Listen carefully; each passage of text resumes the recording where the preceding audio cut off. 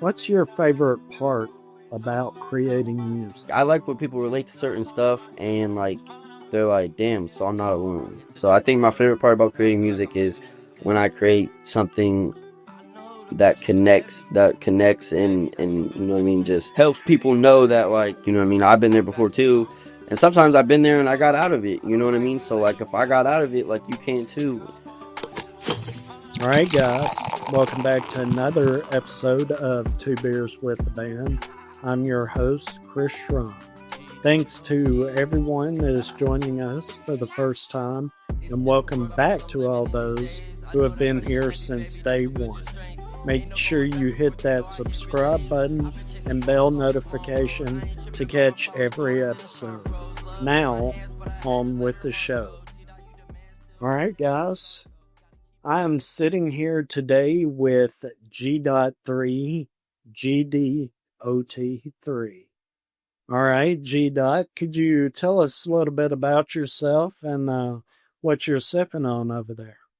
What's up, y'all? My name's, like he said, Gdot3, GDOT, or as I refer to myself in my music and everything. I'm gonna be sipping on a Budweiser. I'm gonna be sipping on a can of Budweiser. So All right. I'm going to be working on a Schlafly's pumpkin ale. Just picked this up today at the grocery store. Just hit shelves here in Nashville. And that's it, awesome. Yours looks a lot better than mine. well, I bet it tastes good. hey, long as it tastes good, doesn't matter how it looks. Yeah. You know what's crazy? It's actually weird. Like I say that I bet it tastes good, and it's like weird because we're talking about beer, and it's like, when you're younger, like my dad let me take a sip of his beer when I was younger because he knew I'd hate it, and I spit it out. I'm like, it's nasty, like that doesn't taste good, and then like it was just like a running thing, like beer doesn't taste good, but like it's an acquired taste though, like that's the trick, you know what I mean? Once you get used to the taste of beer, it's like then yeah, it's like this beer tastes good or this beer doesn't taste good, you know what I Yeah, mean? well, So the thing about this beer, and of course, it doesn't show very well on the camera, but this is a dark beer that should, and I haven't had this year's run yet, but it does have a real pumpkin flavor, not a pumpkin spice or a fake pumpkin spice yeah, like a flavor. nat like a Yeah, it or has a natural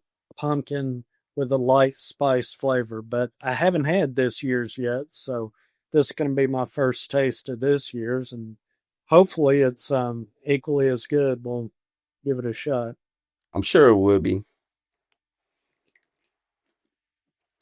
Tastes like Budweiser. Man, that is spot on. Every year they do so well. It has a natural pumpkin flavor and kind of a light cinnamon slash coriander spice, but it's not real heavy at all. Hmm. But it's an 8% beer. So it's a little stout, but Yeah. real nice body to it. Um, I Might have to try really, that sometime. I wonder if that's in stores up here. you can probably get it because I think they've expanded a lot over the last few years because they're really trying to get their pumpkin ale out there. Now, as far as all their other stuff, it's not available here in Nashville, but the pumpkin ale, I think for maybe like the last 3 or 4 years, I've had it and it's been good. I mean, it just hits a mark for a pumpkin beer. And there's not that many of them out there that I can drink. Um, but I do enjoy this one. Oh yeah, that's So, awesome. I I'm gonna have to try it for sure. okay. Well, tell us a little bit about yourself. So I'm a 24-year-old music artist from Akron, Ohio. Uh I'm mostly rap. It's mostly, you know what I mean? Like I do a little bit of everything as far as rap goes, you know what I mean? Like I got some like I do some drill rap. I do like some emo. I even got some like pop punk type rap. But one of my favorites to do is like like rock, like mixing like a little bit of rock vibe into my rap. You know what I mean? Like Yeah. I I I actually I performed last Friday, and there was this band that performed first. I was the headliner at the show, and then this band, they performed first. I can't remember uh 19 I can't remember the name of them. I hope I remember soon. But they was all, it was a rock band, and they was awesome. And like as soon as they was done, I had to go up to the lead dude or whatever. I went up to him. I was like, man, you guys would collab with the rapper. I'm like, and he was like, we tried it before, it just didn't work out. And I was like, well, it's gonna work out with me because I want to collab with y'all, and I'm okay with you guys telling me that like something's not good enough, or something, or I didn't, you know what I mean? Like I'm willing to work with them. I want to collab. Like I like the rock vibe and like the rock and rap vibe. You know what I mean? I like rock too. Like I don't listen to it on my own time, but it's definitely like one of my other favorite genres of music alongside country music. I like country music too. Okay. Okay. Um, I've been making music for like, so I've been making music for not even like going like taking it seriously and creating and releasing music for not even a whole 2 years yet. Uh, I was like 16 or 17. I was 16, right? So I was my sophomore year of high school. I recorded a rap one time. I was listening. So my favorite rapper is Kodak Black from Florida. He's my favorite rapper. He still is. He has been since I was 16, 17. Well, one time I was listening to a song by him, this was before I ever made music. I was listening to a song by him. I actually used to not like. I didn't like him a little bit before that, like the year or two before that. Like when I heard his music, I was kind of like a hater. You know what I mean? Like I was like, no, that's not good. That's not good. Well, he dropped an album, the Painting Pictures album, which actually I think dropped in 2017. But it might have been a couple songs that he dropped before that I started like hearing him, and I was like, I kind of like this. Well, one time I was sitting there, and yeah, I was 16 at the time, and the album dropped in the beginning of 2017. And I listened to the album, and like halfway through the first song, like I loved the song, and but something clicked in my head. I was like, I could do this. Like I could rap. You know what I mean? And I knew that because when I was younger, well, like all through school, poetry was all. Any time in a language arts class where I had to write poetry or something, it was always fun to me. You know what I mean? It was always fun, and I like, you know what I mean? I felt drawn towards poetry. My mom writes poetry. Well, I haven't like seen or read any of her poems in a long time, but I remember when I was younger, I used to steal her notebook, and I'd like when she would, when she was doing in the shower or something, like I'd get her notebook, and I'd like sit there and read her poems, and she wrote cursive, like beautiful handwriting, and I didn't understand everything that she wrote, but like that's probably why I write cursive now too. But but you know what I mean? I eventually learned how to read it. And I used to love reading my mom's poems. And so poetry was always just like natural for me. And then I realized like while I was listening to a song, I was like, this is just poetry. You know what I mean? Like on a beat. And I remember I I was like, I'm gonna be a rapper. So I recorded a video of me trying to rap, like just free. I just played a beat on my laptop, and then I recorded on my phone, like me just freestyling. And I thought it sounded good. I really did. But I sent it to a group chat with some of my friends, right? And they clowned me. Like they clowned me. Like they sent it to more people at the school. Like it was like a joke at school. It was like, I heard your song, bro. And it was like, you know what I mean? Everybody laughed. And and to be honest with you, it didn't even bother me because I like my reaction when they was making fun of me about my music was like, because I genuinely felt like there was something there. You know what I mean? Even if it wasn't a good song, I felt like there was something there. So like when they started clowning me, I was like, I bet one day I'm your favorite rapper. I bet one day I'm gonna be your favorite rapper. And for a couple of those people, it's true already. Like, you know what I mean? I got a couple people from school that are like, bro, like, I'm not gonna lie. Like, you know what I mean? Like, they're surprised that I've made it to where, you know what I mean? Like, because I wasn't very good, obviously, when I first started. But I also didn't never take it seriously. I kind of just said that and then started incorporating, trying to write music here and there. Uh, in 2019, so this was like 3 years later. Up to this point, I had I had wrote a couple songs. I had probably had maybe like 5 total songs written over the years. You know what I mean? Since I decided I was gonna do that, and I recorded my first actually I recorded my first 3 songs. Me and one of my friends, we split the song half and half, and we recorded 3 songs in the studio session. And those were my first 3 songs. I dropped one of them on my YouTube channel like late 2019, early 2020. I can't remember exactly. But then I got into a relationship in June of 2020, and I was still trying to do the music thing. I was still trying to rap here and there, but she wasn't feeling it. And I rapped something for her one time, and she obviously was disinterested. And I was like, why are you not listening? And she was like, I don't want to date a rapper. She's like, I don't want to date a rapper. Like, I don't think you should rap. So I honestly, like, in that moment, I was so like, I wanted to be with her, and I didn't think, I put making music like in the back of my mind and like almost forgot about it. You know what I'm saying? So I went 3.5 years in a relationship. I think I might have wrote something like a couple times when we get into an argument, or like when we broke up, you know what I mean? We get back together though, but a couple times like when we broke up, I'd play a beat and start writing some sad shit, you know what I mean? But Yeah. I never, I didn't take music seriously, and for 3.5 years, I didn't write not one complete song.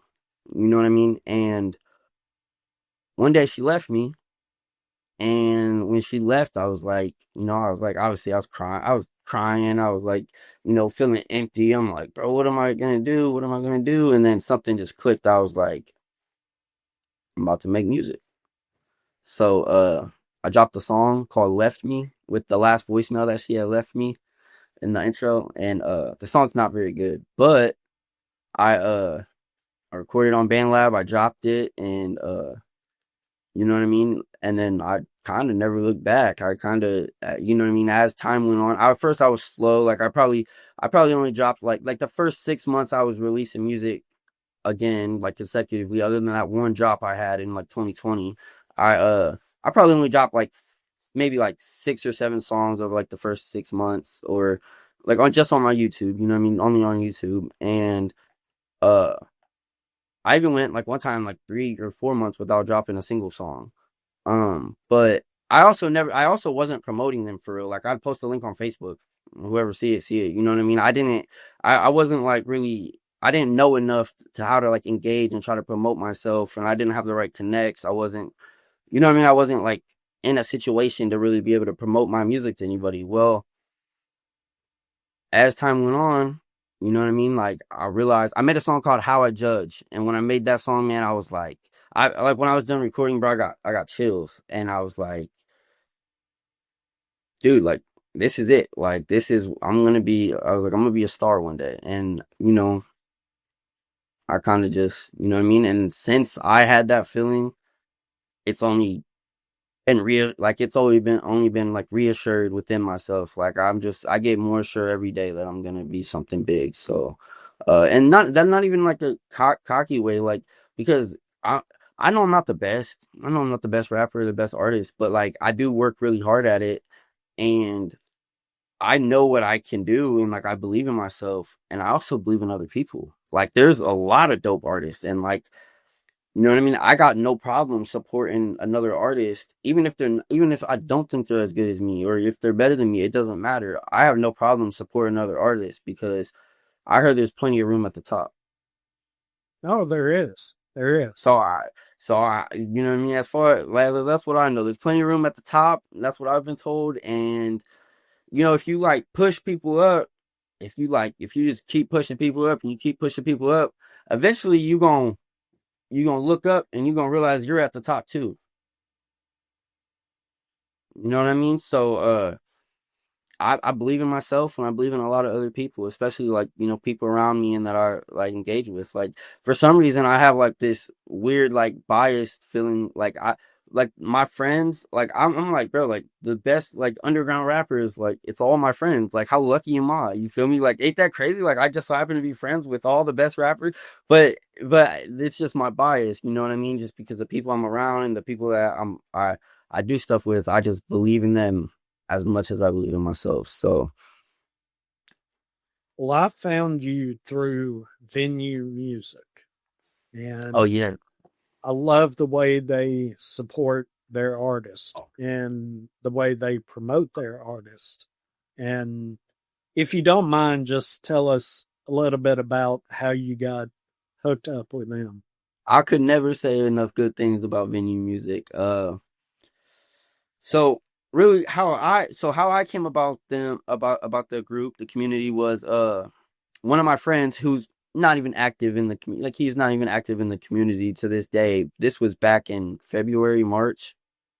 Um, he was like we was like in a like there's music group chats all the time and stuff, and people always have those, but in all those music group chats everybody's about themselves, so they're always promoting themselves, and they're always like, you know what I mean, everybody's so focused on what they're doing, and that goes for me too. I focus, you know what I mean, like, but we was in a Snapchat group chat together, like me and this dude that I had met through music and just became friends with, and he was like, bro, I'm gonna add you to this group on Instagram. I think you'll like it. He was like, they show a lot of love there. He was like, I got added to the group, and all of a sudden, like, I got a bunch of likes on my post and like comments. So, so he added me and they accepted me. And he's not really the type he's not really outgoing. He's not gonna go, you know what I mean? He kind of just, he got put into the group and then sent a link and then he got shown love. He didn't really know what the group was about. But when I joined the group, I went in there, I was like, yo, I'm Gdot. Like, I make music. Like, check me out. Let me hear some of your guys' stuff. You know what I mean? I'm kind of a extroverted person in a sense, you know what I mean? And right away, like, I knew it was different because when I put my link, and I was like, right away, I had like 5 hearts, and everybody was saying welcome, and everybody was like, you know what I mean? And everybody went and tuned into the link that I had sent, and like I got comments, like dude had told me, like I got comments, I got likes, like, you know what I mean? My bunch of people started following me on Instagram, which was like unlike any other music group that I have been a part of or Yeah. still have been a part of, really, uh because like it was just different there. And basically I learned real quick that venue music is it's, it's a, it started as a couple grown men, just like us, who love music the same way we love music. And they decided basically that instead of pushing themselves, why not push other people? So venue music is, you know what I mean? They was like, we're gonna start promote, instead of posting my music every single day, what if we post somebody else's music every single day? And we get a bunch of people and we post a bunch of their music and we help promote other people. And that's what it's been about since day one, since I joined venue. And it's nothing but love. I've actually, I've grown to be a brand ambassador. Uh you know what I mean? So like I'm not an admin or anything. There's four admins, I believe. But I'm not an admin, but I'm just an ambassador, which means, like, you know what I mean, the admins can't always be in the chat, but you know what I mean? You know what I mean? I'm one of the people that, like, if something created, if there's a disagreement or something goes on in the chat, I try to mediate it. You know what I Right. mean? I'm like, Yeah. Yeah. I try to, hey, like, listen, this, and then, guys, we really don't need this here, so let's just squash it. You know what I mean? Like, Yeah. it, and you know what I mean? So I'm blessed that they the admins felt like I was worthy of being an ambassador and being able to represent the brand on that level. Um and I'll be forever appreciative of the relationships that I've built through venue. I RIP Sax, man, we actually lost one of our venue members, Sax Man, not too long ago.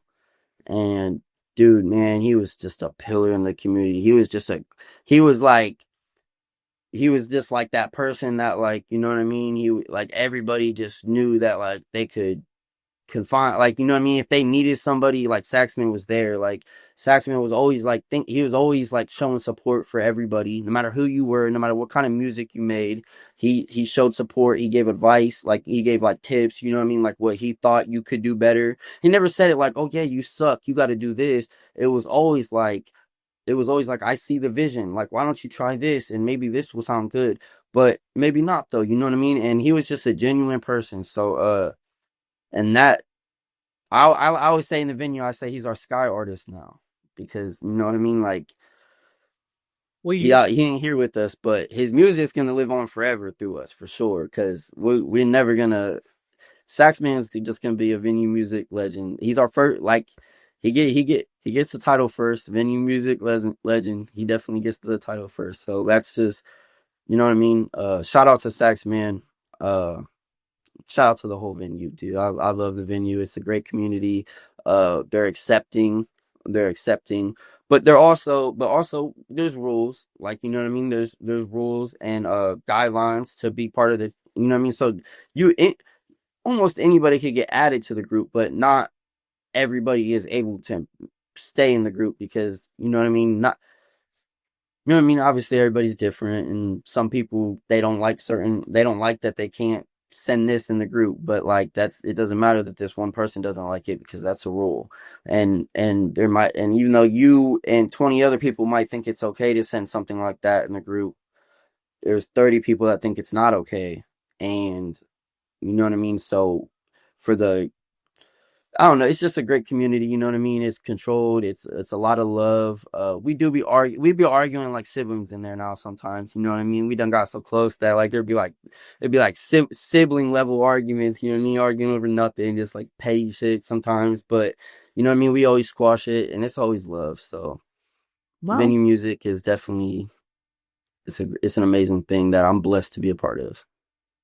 you need that support. You need people that you can count on to tell you, man, I like what you're doing with that song, but I don't like this, and it's not hate for the song, it's constructive criticism for the song. And if you're in a group of people who are artists, you'll take their constructive criticism as constructive criticism and not hate. As And opposed to somebody that's not an artist, somebody on the outside, it's a lot harder to yeah, take that constructive criticism because, like, I but always think, like, you know what I mean? Like, if you don't make music, then you don't really know the whole process behind it. So sometimes, like, you know what I mean? People will say, only other artists will give constructive criticism that can add value to music, like the song as a whole, as opposed to like people that don't make music. Most of the time, their constructive criticism is what they think, what they would like to hear. yeah, You know what I'm yeah, saying? Like, whereas an artist can kind of come in from a different perspective and be like, I think if you did this, it would be, you know what I mean? It have more of a lane if it was like this than if it's like this. yeah. Well, you're exactly right. As a consumer and as someone who doesn't make music, when I hear music, there are things that I don't like. Well, I'll listen to that song over and over and over and over, and I'll say, why do I not like this? I like the rest of the song, but I don't like this part. Why do I not like it? And I tried to figure out, and that's with any version of music, pop, Americana, bluegrass, rap, punk, whatever it may be. Everything, yeah. I try to listen to that part I don't like and say, why was it put in there?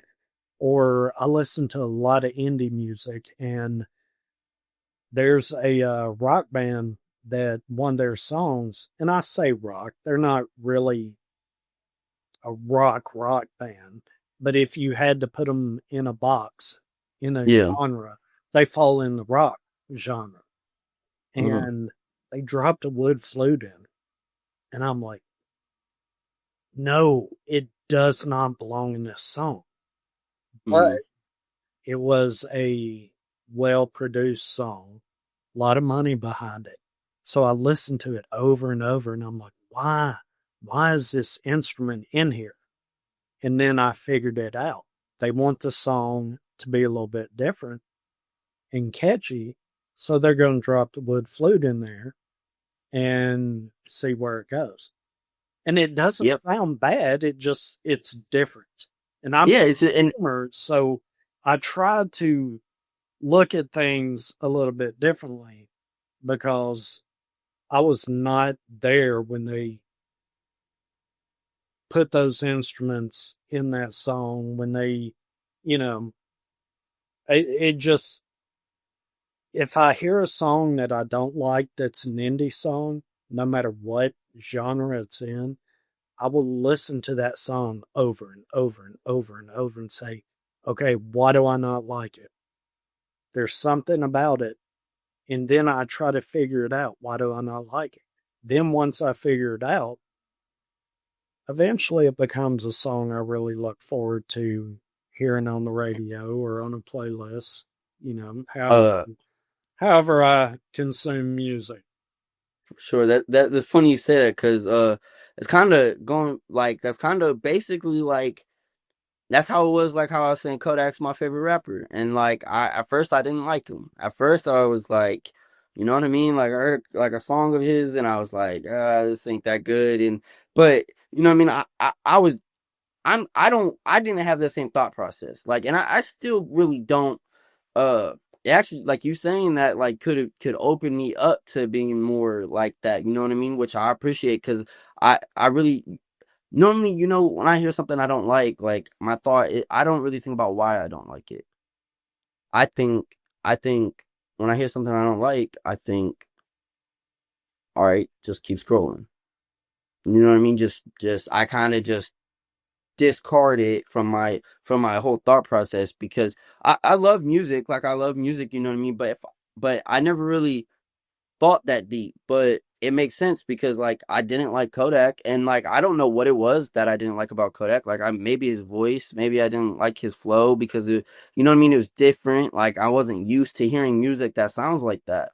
And I didn't realize that like and I realized that now, and it's just funny because yeah, no, like I heard enough of him to where like whatever I didn't like, it wasn't that I didn't like it. It's just I wasn't used to it. Yeah, it's And so different. so, you know what I mean? It grew on me. And now, like, you know what I mean? Like, I appreciate it. And so it's just, yeah, it goes back to what that. So, Well, circling back to the wood flute in that song, do you play any instruments?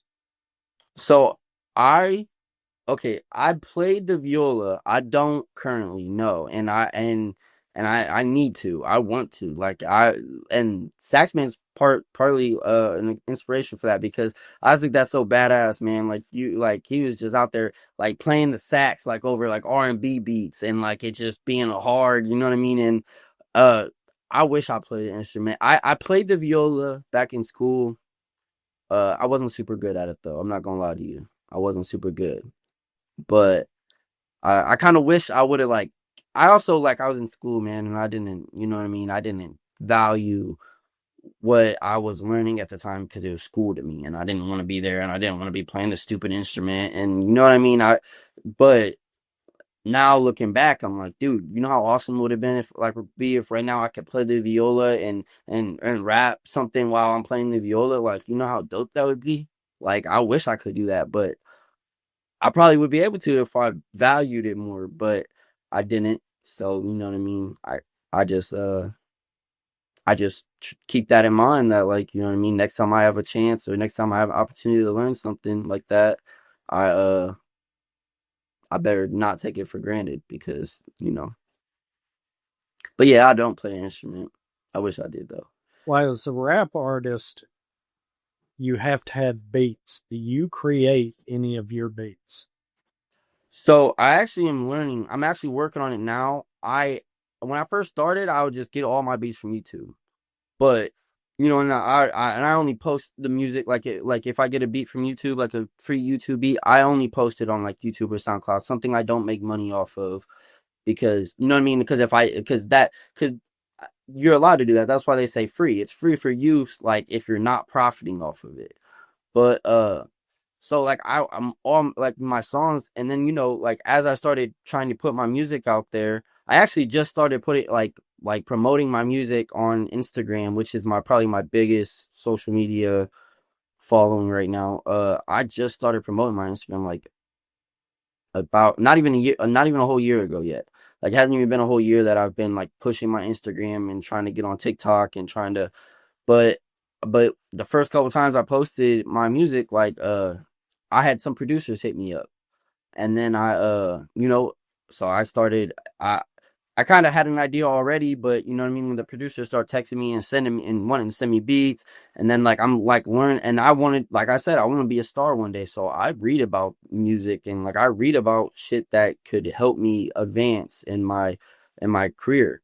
And you know what I mean. Obviously, like I realized real quick that like yeah, I need to lock in with the producers. So I have a couple producers who actually make beats. To this day now, I have producers that make beats for me. Um, I I I got a few. I probably got like I'd say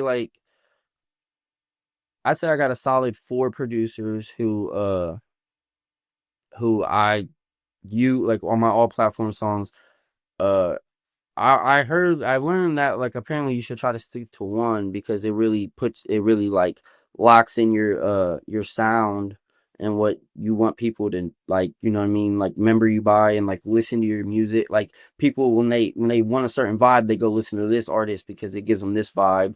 And so like having one producer or like one or two really like helps create that like that lane. But I don't want to. I don't want to do that, man. Like I don't. I hate to only like make music that sounds like just like this or just like this. You know what I mean? I want to be. I like to think of myself like, and I'm a rapper, but I like to call myself an artist, and I am an artist because like it's not just rap. Like I want to make music of all genres. You know what I mean? Like like really, like I want to make any kind of music I can as the person I am today, like anytime I can make some music, I think I'm on it. You know what I mean? I really I'm trying to do a country song and uh my problem is that I'm not the best singer. So like singing isn't my strong suit at all. So you know what I mean? Like there's certain like kind of like you know what I mean that kind of puts like a certain limitation on me. But I don't listen to that limitation. I still be singing anyways, even if it don't sound great, because I'm just gonna keep working at it till I get better. You know what I mean? So Well, I you call yourself a music artist. Why are you so focused on rap? Why did you choose rap to be the way you express yourself? because because I feel like I listen I rap was what I listened to growing up, you know what I mean, from the first time. I oh country music too, but like I said, I was never a very good singer. So like my voice, like you know what I mean. Like when I used to sing, I would sing along to every song. Like I'm really good at memorizing lyrics. So like growing up as a kid, like my dad used to tell me all the time. Like when I first started getting into music, my dad was like, he'd be like, yeah, he was like, I didn't know you make music, but he was like, I should have guessed because you did not shut up in the car as a kid. And like I remember getting yelled at to shut up. Like they'd be listening to a song on the radio and I'd just be sitting there singing my heart out. And I'm thinking it sounds good. I'm thinking how like you know what I mean? I'm like singing like having a grand old time. Little do I know like I was ruining like you know what I mean? I was killing the vibes, but uh I've always I always loved music in general, but so like I'd sing to music, but I was never super good at it. The rapping, it was like it was a lot. You know what I mean? Like I didn't feel out of place with the rapping. Like I could rap a song along with another rapper, and like it wasn't like I was bothering people. You know what I'm saying? Like it didn't bother people as much because like I could rap, and like my voice didn't. You know what I mean? It just wasn't me singing, and I couldn't sing. And when I would sing, it'd be like people would be like, "Dude." But then when I would rap, nobody like you know what I mean. It was like they didn't even notice. So I kind of just you know what I mean. I was like I could rap. I was like I could rap for sure. And then I quickly realized that also if you don't sound like somebody that they're used to hearing rap, then until they get used to hearing you rap, like then they kind of they shit on you like that too. Like when I first started, like and obviously I've gotten better since then, but and I know I wasn't the best, but like since I first started like making and dropping music, like I've always felt like I was decent, but I realized that like some people like they're not used to my sound. Like I don't really replicate anybody's music. The music I make, like there's times where like you know what I mean. People have said, "Oh, you," it kind of reminds me of of like NF or like Jack Harlow or but you give me an Eminem vibe, you know what I mean? Like I get that here and there with certain songs, like certain styles, but for the most part, like my voice and like my flow, it is really unique and it's different. So like people, it takes people sometimes like they gotta hear it a couple times before they like it because they never heard it before.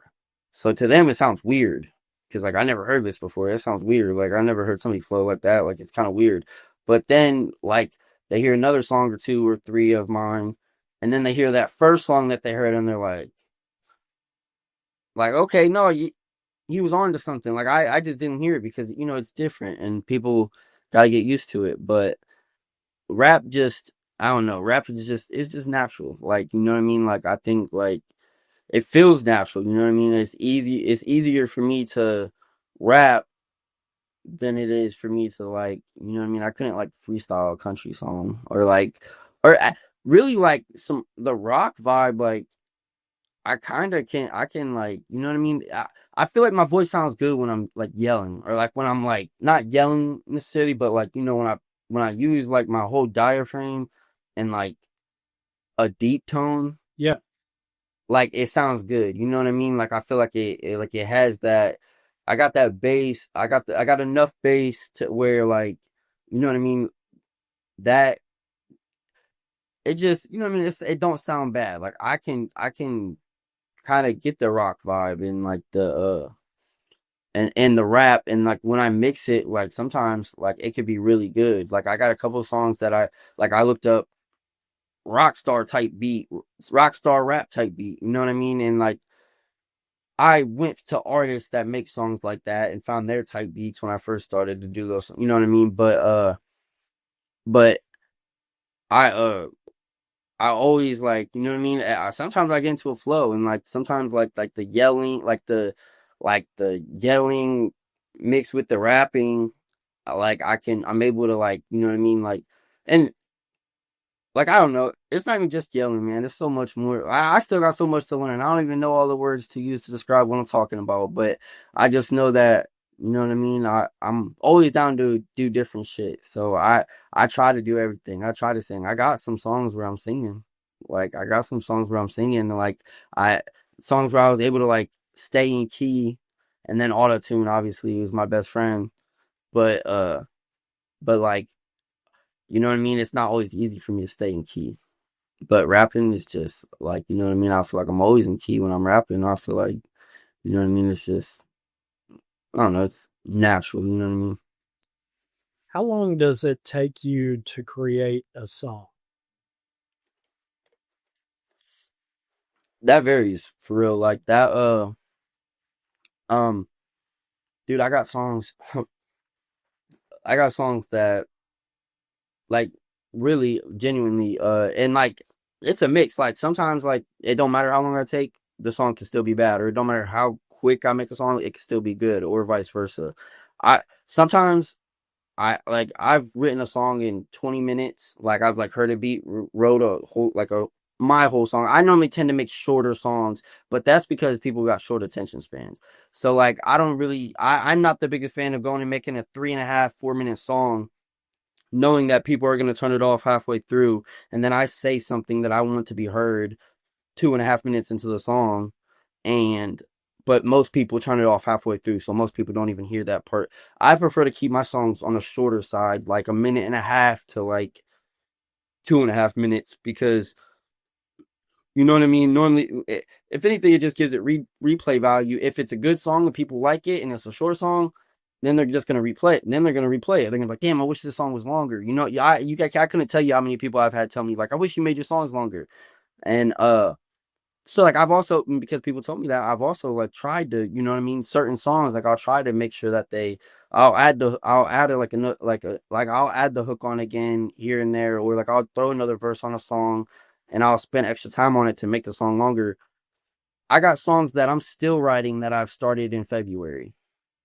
I got songs that I've literally stood up in front of my mic, like put the beat on the FL, stood up in front of my mic, hit record, went straight off the closed my eyes, rapped the whole song, rapped the whole beat, stopped it, played with the mix a little bit, tried to mix it because I'm learning. I do all that on my own, and I'm just learning. You know what I mean? I'm still new to learning how to do all that. Uh, so like it just depends, man, bro. I got all types of shit, man. Like I said, there's still songs that I started writing in February that I'm still working on. You know what I'm saying? And like, uh, the song could not even be that good when it's like when I'm done with it. I don't know. I mean, I'll find out when that day comes, but I don't. But I also like one of my favorite songs I've ever done was done like that.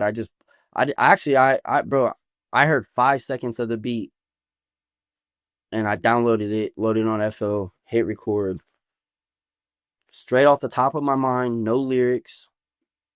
It's called it's off the dome on like an EP I had dropped on YouTube. Like it's in my playlist.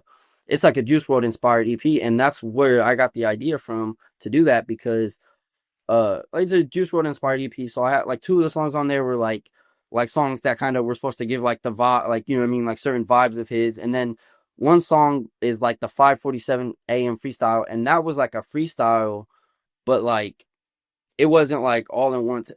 It was like I kind of punched in. I guess like I remembered my like I would rap a couple bars and then like you know what I mean and then I'd stop it and then I'd go back I'd clip it up or I'd redo something if I messed up and so it's a freestyle but I was punching in, you know what I mean? So it wasn't like straight one go. Yeah. But then after I recorded that song, it was 5:47 a.m. when I did that. That's why I named it the 5:47 a.m. freestyle.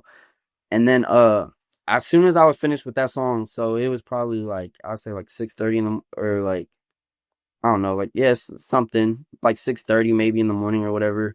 I was wanted to go to bed, but I felt like I was in the zone and I was like I already I like to keep my EPs like 3 or 4 songs just because I want them all to get listens and I don't want to make an EP like set 6 or 7 songs, call it an EP, and then people only listen to 3 of them. You know what I Yeah. mean? Yeah.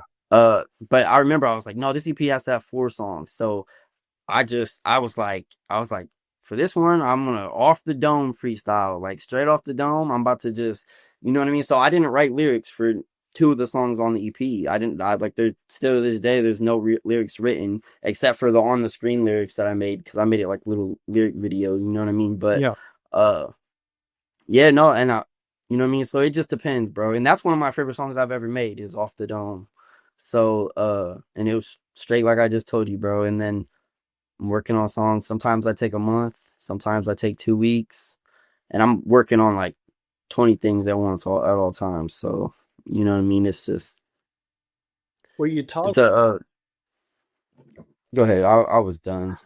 sorry, you talked earlier about any opportunity you have to work on music, you do. What sacrifices have you made in the pursuit of music? Um,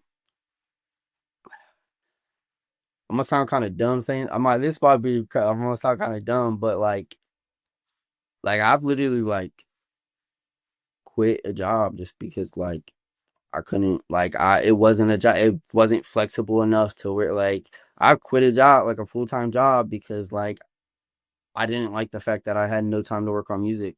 And so I was like like after like 2 weeks I'm like damn dude I haven't like wrote anything because I get I wake up real early, go to work, come home, and then I'm tired and I try to write something, but you know what I mean, then I fall asleep and I wake up in the morning and I go to work and yeah, no, I wasn't having none of that.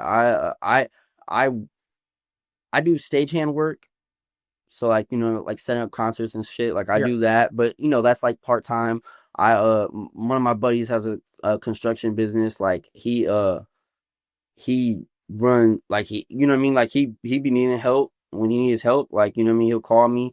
I find work to do, but like I'm not even like a full time employee anywhere at the moment because like dog, like I like my music, like I feel like I'm so close to is the thing. Like I feel like and I just feel like I'm close because like I don't know, man. Like I put music over anything except for my family and my loved ones and God. Other than that, you know what I mean? Like I'm not about to go work for somebody else when I could be recording a song that might go viral. You know what I mean? Like I hate like and especially because the simple fact that like I am in a situation to where like I could get a call, like you know what I mean, like 3 or 4 days a week I might get a call to go make $150 a day doing something, you know what I mean? And uh like luckily like I have those opportunities available to me to where I can still have some type of income. And I'm also blessed enough to where like my dad my dad owns 3 houses, and so like you know what I mean, one of them we're renting out right now. Well, I was living in that one by myself, but he was like, "Hey, like I could use the extra income." So I just moved in. I just moved back over to his house, and we're renting the house out right now. And you know what I mean? He's getting extra income from that. But and like I don't. My dad doesn't expect me to give him $1,000 a month just to live in the house. You know what I'm saying? Like, Yeah. so I'm just blessed enough to have people in my life that make it that allow me to be able to uh prioritize my music more so than I do making enough money to pay rent. You know what I mean? So it's a you know what I mean, it's just a blessing. I'm blessed to have all the people around. I really, like I said, other than like God and my family, bro, like I don't I miss parties. Like I don't go to parties. I hardly leave my room. Like I like this is where my studio's at, and like unless I'm going to work or to hang out with my brother, go see my mom or something, I don't leave here, bro. I stay in here either listening to beats, listening to my own music, trying to see what I could do better next time, or I don't know. I just time, man. Like, you know what I mean? A whole lot of time goes into this music shit when it comes to me. So I sacrifice, you know what I mean, certain like my friends, like I have a group of friends call me and be like, "Hey, we're going out tonight, we're going to the club, blah blah blah." I'm like, I don't care about going out talking to these girls. Like, you know what I'm saying? Like I'll get a girl later, bro. Like I'm trying to get rich. You feel me? Like I'll get a girl later. I'm about to make a hit first. Like I I I put a lot of shit, you know what I mean? Just mainly time though. You know what I mean? Time that I've spent sitting in front, and sometimes you don't even get a good song. Sometimes the song's not that good. I think every song that I've ever made is good, but I've come to realize that like everybody has different ears. So like even I think it's good because I made it, so I know what went into it, and it's my song, so of course I think it's good. You know what I mean? But and I've just and it just so happens that like I get enough outside people that are like, bro, you're really good. Like you're gonna blow up. Like you're gonna be famous. Like you're gonna make it. Like you got it. Like I've had people tell me, like, bro, you got it. Like I actually funny one time I had this dude okay, so I'm from Akron, Ohio. I live on the south side. I guess you could say it's a predominantly black neighborhood, you know what I'm saying? I and obviously I'm white. Bro, as a kid, bro, like all my friends was black. I was outside, you know what I mean, running like all my friends was black. Like it was just a thing. And you know, man, I was always like the white boy. You know what I mean? That's what they always called me. Blah blah blah. I don't really like being called that just because, like, you know what I mean. I was always kind of like, damn, like, why you guys say it like that? But it's never been a big deal anyways, because I always know that, you know what I mean, they never meant anything by it. It was just an easy way to identify me. You know what I'm saying? Instead of having to say my name or something, or like some people didn't know my name, but when it was me and like 6 black dudes, you know what I mean? Hey, white boy, like it was easy. You know what I mean? Obviously he's talking about me because he's not talking about my friends. So, I learned to accept it. But this dude, he, a producer in my city, actually, he, one day, like, yeah, linked up. Like, he heard one of my videos, like on Facebook or something, and he was like, and he messaged me, and he was like, "Bro, this shit's fire, blah blah blah. Like, you gotta come check out some of my beats sometime." And so I linked up with him and like listened to a couple of his beats, and I showed him some of my songs, and he was like, you might be the best white rapper I've ever heard, like in real life, like with my own ears, like in person. And like him telling me that, like obviously, like it was like, why you gotta add the white part? But you know how life is, bro. Like it's all love no matter what. So I know he didn't mean anything by it.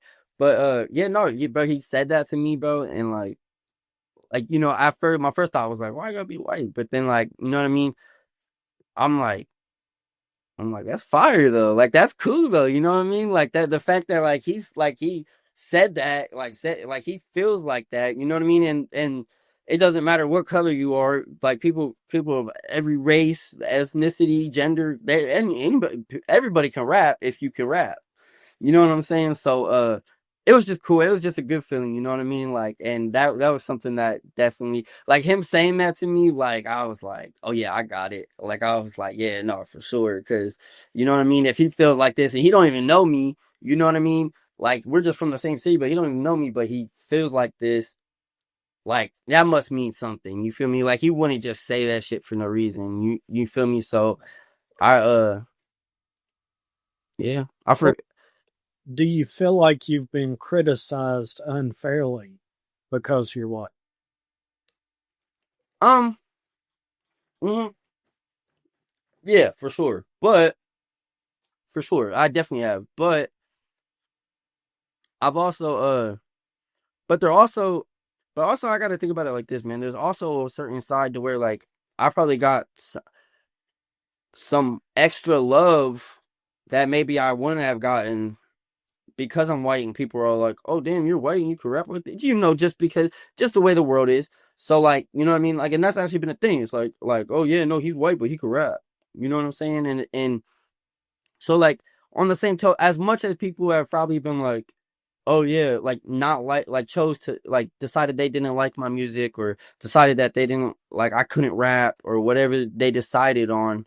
As many people have like decided negative because I'm white, there's probably been the same amount of people that have decided positive because I'm white as well. So, you know what I mean? I'm kind of indifferent about that. Like it, bro. I love. We all bleed red. That's what I like. That's my favorite thing to say, bro. We all bleed red, bro. So I just, I love people and I- maybe to an extent. I actually had this promo page one time, dude. He did, bro.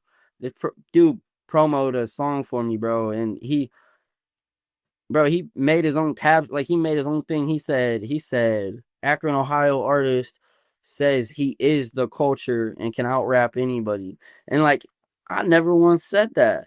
Like that never once came out of my life. Like I out of my mouth. I never once in my life said I am the culture or that I could out rap anybody. Even though I can't. Not anybody. But you know, obviously I believe in myself. But I can't rap out everybody. I know I'm not the best ever, you know what I'm saying? But I want to be one day. I'm gonna work to be. And like so I never said that, but like he he made that the like the thing on the video, like the text on video, that's what it said. And then so a bunch of people was in the comments like all like calling me like Pinky and like saying like, oh, get like this cracker, like he ain't blah blah blah blah blah, you know what I mean? And and while like seeing those comments like kind of like bothered me a little bit, I also like I ain't even mad at the people that feel like that. I understand like more people wasn't fucking with the song because of what they said I said. So now all of a sudden like when that's a thing, like if I was like, yeah, I am the culture and I can out rap anybody, and then I rap to like a thousand people, people are gonna be like there's gonna be more people that are like, bro, you because I said that and it made them feel some type of way, they're automatically not gonna appreciate my music because they think I said this. They think I think like this. You know what I mean? And so like it was kind of, you know what I mean? It kind of bothered me that he made that the caption, and then people were saying some of the shit that they were saying. But like I said, like going back to what I was saying, on the same hand, but bro, like there was people that reached out to me because of that same post. Because I got a lot of fire emojis on it too. You know what I mean? People fucked with it still. Like I had people reaching out to me like, bro, bro, I really think you can make it, bro. Like send me some more music. Like I really think you can make it. And you know what I mean? Just completely discarding, like just not even thinking about the fact that not even considering what they said I said. Because I didn't say that, but even if I did say that, it didn't matter to that person. They like, you know what I mean? They didn't take it some type of way to where like they was like, oh fuck this guy. They they heard the song and they liked it, and they didn't allow what that said to judge, like to, or like it just didn't. Either way, I just know that like some people some people seen that and were rubbed the wrong way and were tricked into not liking my song automatically based off of that. And I didn't really appreciate that. So obviously I told bro, I was like, bro, I never said that though. Like that's not really cool that you put words in my mouth. And then now I'm getting these type of comments calling me pinky and telling me that I need to stay in the house and shit like that. You know what I mean? Like not that I care. Like those are all irrelevant and don't mean anything anyways. I'm not tripping over those comments, but it's just like, damn, like I didn't ask for that. I didn't, you know what I mean? I wasn't asking for that. So I don't know. You know what I mean? It's just a thing, bro. There's always going to be somebody that's going to like it. There's always going to be somebody that doesn't like it. You know what I mean? It's about finding the right audience. Who's out there listening to your music? Who is your audience? My audience. Something I noticed. Um, so so I noticed that I noticed that like a lot of like younger kids, like you know what I mean, like middle schoolers or like or like high schoolers, they tend like you know what I mean, like I got a couple people like especially like early on that like when they heard my music they like hit me up and then like you know what I mean kind of developed a friendship and like so like it's some young like you know what I mean some younger kids like there's this like 13-year-old and I'm 24, you know what I mean, so he's a lot younger than me. I forget where he's from. He's from like Connecticut or like one of those New England states like up there.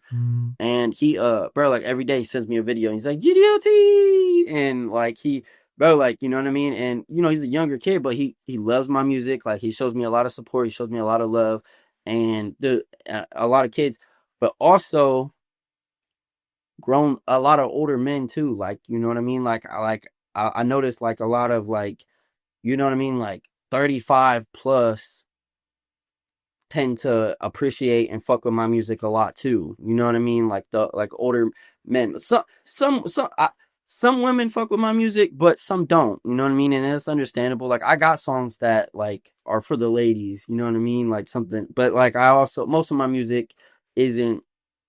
You know what I mean? So it's not really like with that in mind. Uh, Yeah, grown older men, you know what I mean? Like 40, 45 year olds, 50-year olds, like they probably other than like, you know what I mean, the younger age group, like they show me a lot of love too.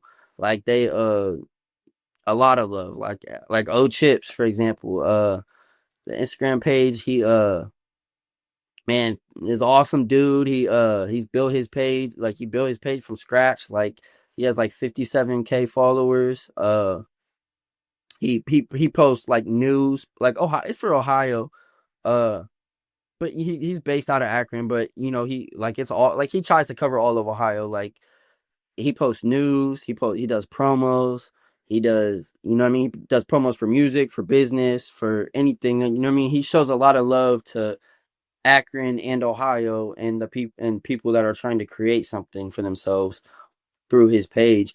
And he man, shout out to O Chips, dog. He showed me nothing but love. He like just you know what I mean, he showed me more love than he has to, and he's you know what I mean, he's encouraged me in a way, you know what I mean? Like he's like encouraged me to keep going because like he's somebody who has spoke extremely highly of my music. You know what I mean? Like to a point where like it's like damn, you know, like it's funny, like sometimes you know I get like a hating comment on TikTok or somebody be like, "Bro, you need to quit. You need to stop. You need to go get a job. You need to put the fries in the bag." It's just funny because like every time I see something like that, I always just laugh, and then I think of like the people like him, and like they just keep me going, like the way like you know what I mean. The way that they speak about my music and the way they react to the art that I create, how could I stop? Then I feel like I'd be letting them down. You know what I'm saying? Like, it's like, I can't stop now because I done already built like this, you know what I mean? Like this, even if it's super small, I've already built this following of people who like, and especially because it's so small, like, you know what I mean? A lot of them get to experience me too as a person, like on a personal level, more than just being an artist and being their favorite rapper.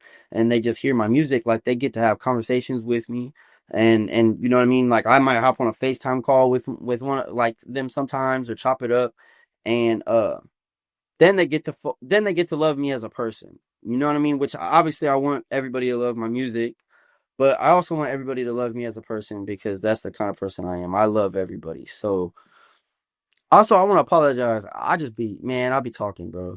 Like I was telling you, dog, I'll be talking. So I It's all I don't right. mean to No, I don't no, mean to no, no, like, you no. know what I mean, keep running on and going off topic a little bit and all that. I'm a Well, talker, bro. So it's music and I'm learning something. So that's all that matters. Man, I can talk until the computer quits. It doesn't bother me at all. Do you feel like you've paid your dues in music since you've only been kind of mainstream in rap for, like you said, the last, 2 or 3 years? Do you feel like you've paid your dues? You've earned any props that you've got? yes, any props that I've gotten, I feel like I've earned.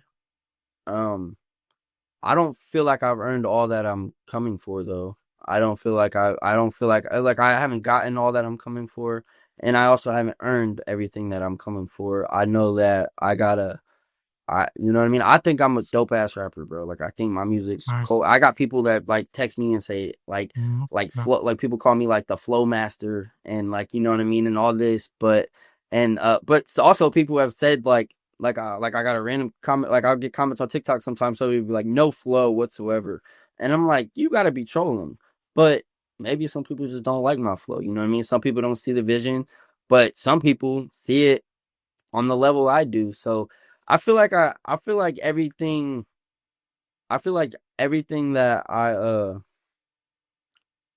like I've definitely like earned my all the props that I've gotten. I've definitely earned them, but I haven't gotten everything that I'm coming for, and I haven't, and that's because I haven't earned it yet. But I plan on it.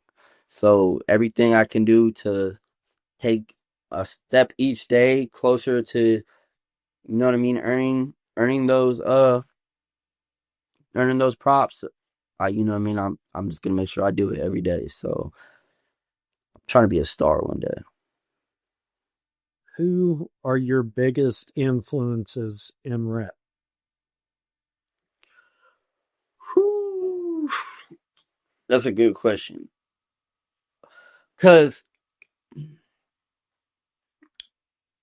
so I guess one of my biggest influences, I'd have to give it to Kodak because like I said, he's my favorite rapper. He's been my favorite rapper since 2017, 2016, 2017. I he's like listening to his music and coming to like his music and then listening to one of his songs is where I realized like, oh, I could do this too. You know what I mean? And not like oh, anybody can rap way in a way. Like I realized music's poetry, and that's what, you know what I mean. That's what connected. So I guess I'd say Kodak. Um, I'm gonna say Scory. Scory. He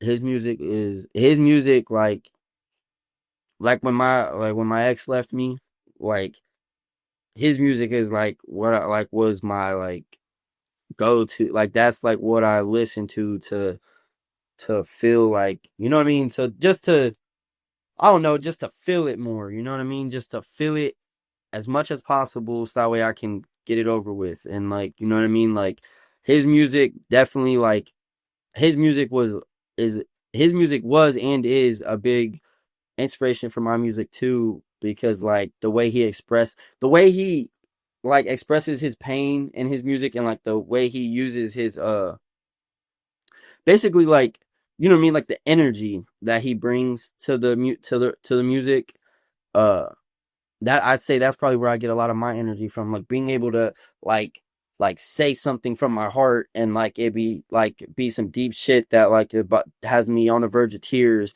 and like being able to like say it and like get that emotion out there, you know what I'm saying, in the way that I actually feel it, like being able, like you can hear the emotion, because and like some of that like I owe to Scory because you know what I mean, like that emotion and like just kind of hearing his pain, you know what I mean, and hearing how he got his emotions out there, it it's helped me figure out how to get my emotions out there.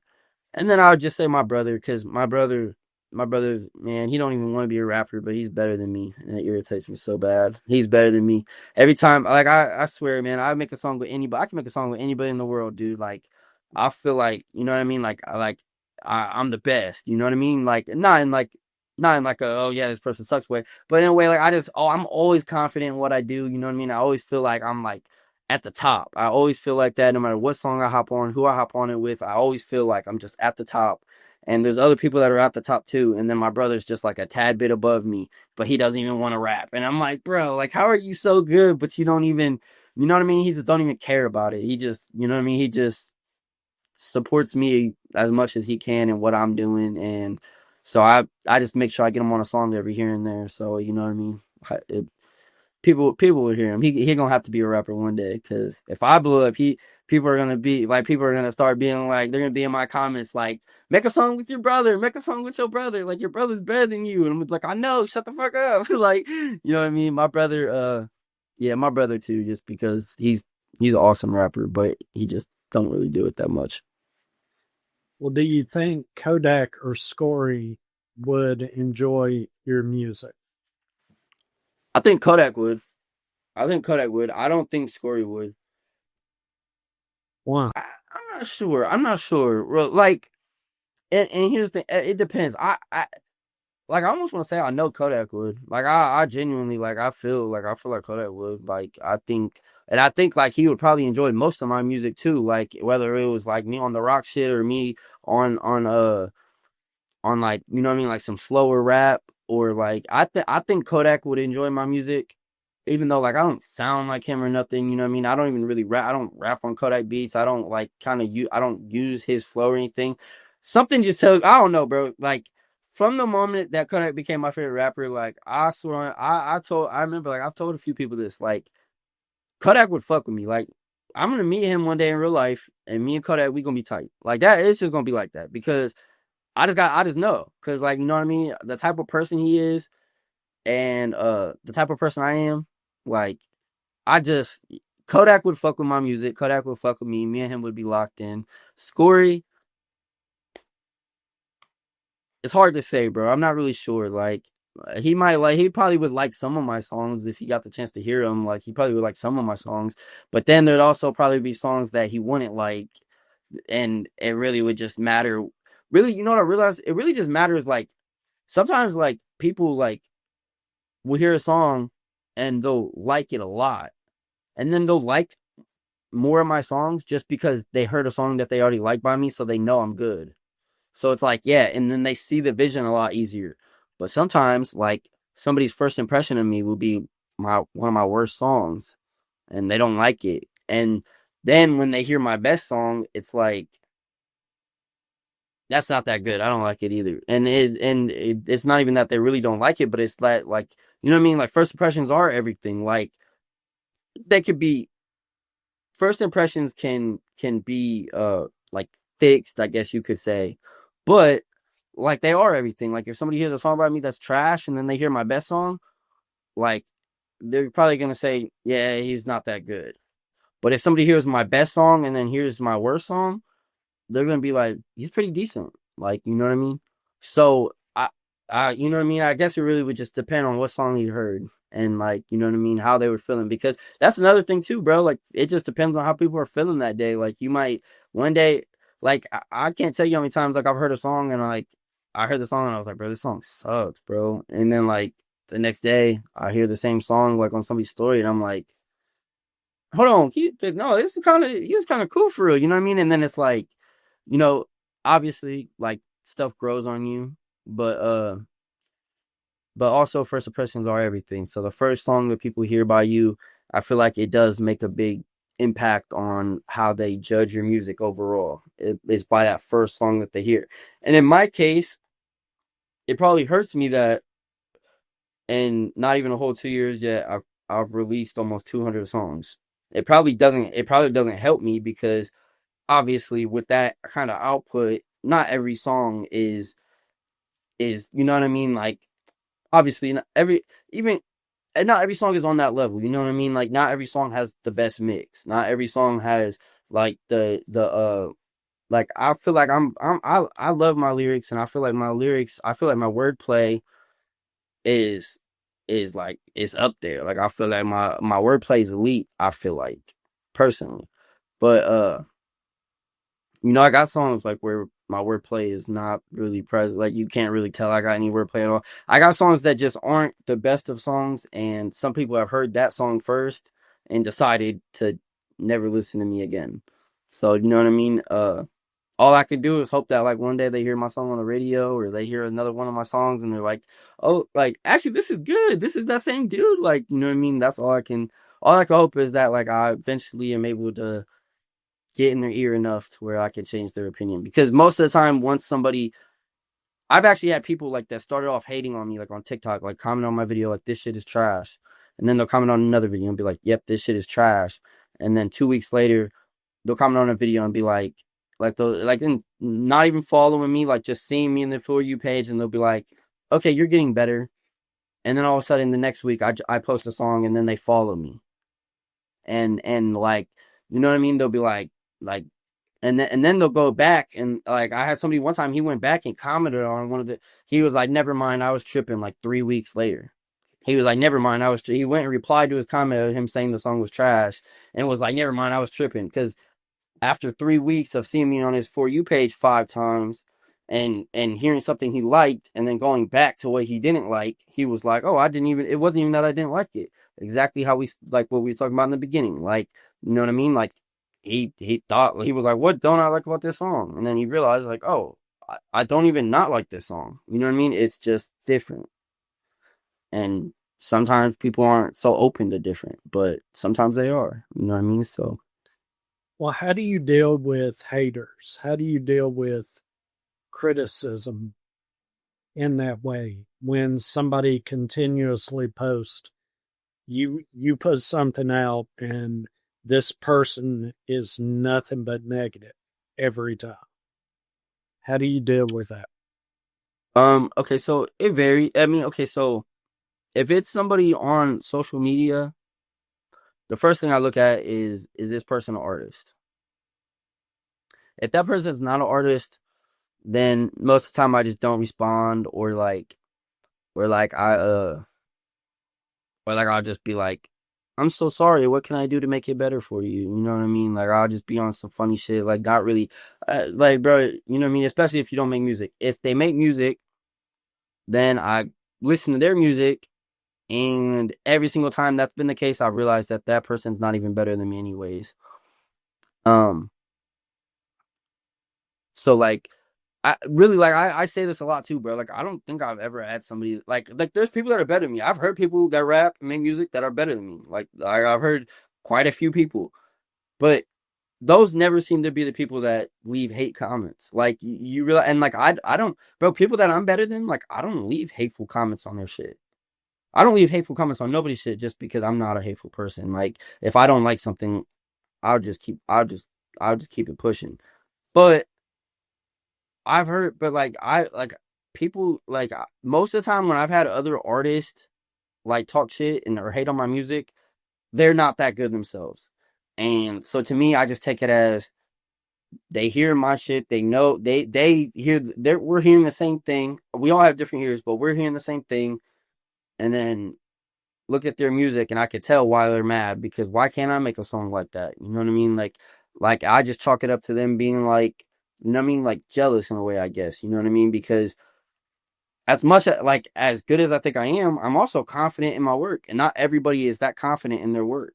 Like those artists that like don't post nothing or don't drop music because like they're too picky, or they trying to be perfect, or they're scared about what people say. Like the song has to be perfect or else they can't drop it because people will hate it if it's not perfect. And like I that's my secret, is that I know I'll never be perfect. I'm okay with not being perfect. Like I try my best every song. Every single song I make and release, I try my absolute best on that song to make it sound as good as I think I can. Um but I know I'm not perfect, and I'm okay with that because like I have I have people that like support my music that slide up. That's like when I'll be like upset or when I'll post something on my Snapchat story or something like you know what I mean like man like man like y'all be hating on me for whatever you know what I mean like whenever I'm in my feelings or something like I got people like supporters that I don't even know in real life that are like dude don't stop. Like I love everything. Like I got a message the other day, and like it brought a tear to my eye. Like this dude from California, I don't even never met him, don't know him, but he's been on my Snapchat for over a year now. He slid up on my story. Somebody said said one of my songs was trash, and like I like I posted posted the screenshot of it on my story, and just like said something like you know what I mean like y'all funny, lol. I don't know. I said something slight, whatever, but dude slid up and he was like, bro, please never stop. He was like, I've been listening to your music for a year now. He was like, I think all of it is good. He was like, I think everything I've ever heard from you music wise is amazing. He was like, even like when you post like scratchy, like even when like you post a freestyle in the car and it's like kind of scratchy and you could barely hear you. He was like, I think everything, all of your music is amazing. All of your music sounds good, bro. Like he was like, you need to get some merch because I would definitely buy it. I would definitely rock it. And he was like, please never stop. Like, you know what I'm saying? He's like, I expect to see you at the top one day. And so like, I just think about those people, man, and like, fuck the hate, bro, because there's people like that that feel that way about my music. So I can't stop. Like, even if I wanted to, I can't because I got people that look forward to hearing my music. So if you hate me or if you don't like my music or you like don't like my personality or whatever, then like sucks for you. I mean, that's kind of a you problem, you know what I mean? I'm still gonna make music, I'm still gonna drop my music, I'm still gonna promote my music.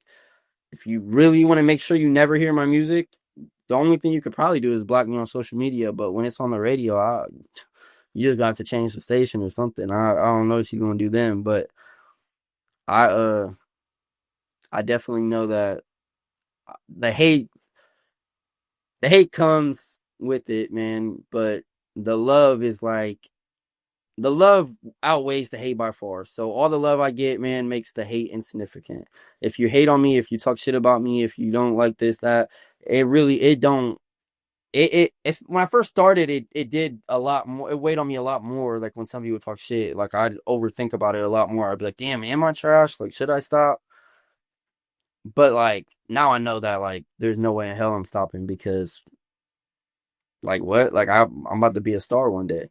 I genuinely believe that. So yeah, hate just kind of it gets disregarded unless it comes from somebody that like I got love for, because like that's happened before too. Like I've gotten hate, like I've got some hate from people that like I got love for, like in real life, like you know what I mean, like I've had people that like I love in real life hate on my music before, and that's a whole different story because like I mean that it's kind of like that whenever that happens is I'm always just like lost for like I'm like damn like because I don't hate on people, especially if I know them, like you know what I mean, especially if you're from my city.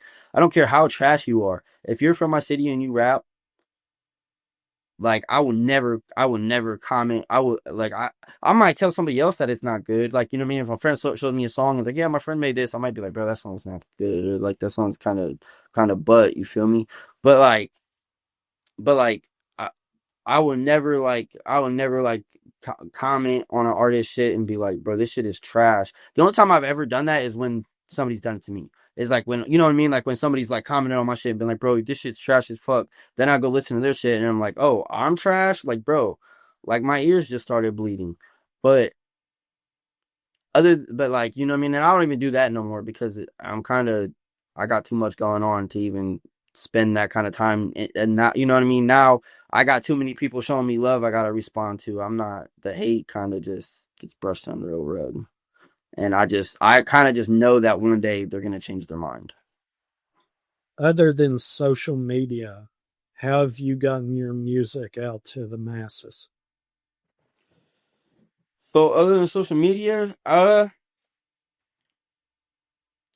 do shows. I do shows. I don't know if that counts, if that's like Yeah, it counts. I do shows. I I've I you know I've actually done this a couple times. I probably should do it more because I think it could be something.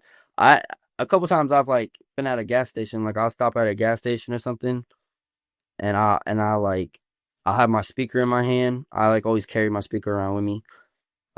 I'll have my I like I'll kind of stand like I'll hop out my car or whatever, and I'll kind of just I'll look for like you know what I mean like a dude or like a group of dudes or like a girl or a couple or like you know what I mean like or even a couple girls or something you know what I mean whoever I'll look for somebody who looks approachable and I'll be like hey I'll be like excuse me and you know what I mean they're like what's up like and I'm like can I get your opinion on something like real fast and like it's okay no matter what you think and like I'll play a song for them. Like I've done that a couple times. Like random people at gas stations. I've played, like you know what I mean. I've like picked a song and I've been like, can you tell me what you think about this song? That's all. I just need an opinion. Like it's okay if you think it's not good. You know what I mean? And uh, I've done that a couple times, and it's always positive review. I've never had somebody to my face tell me that I can't rap or that I suck. Like I've never had somebody tell me that to my face. It's always on social media.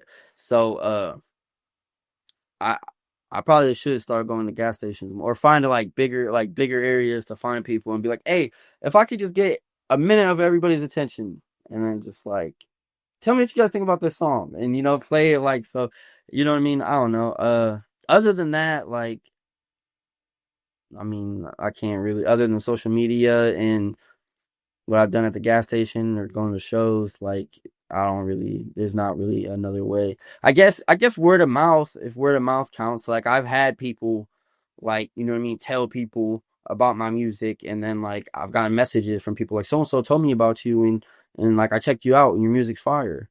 And you know what I mean? So like that way like you know what I mean? I guess that counts. That's not really social media, but that's about it for real. Have you ever sent any of your music to music review channels on YouTube?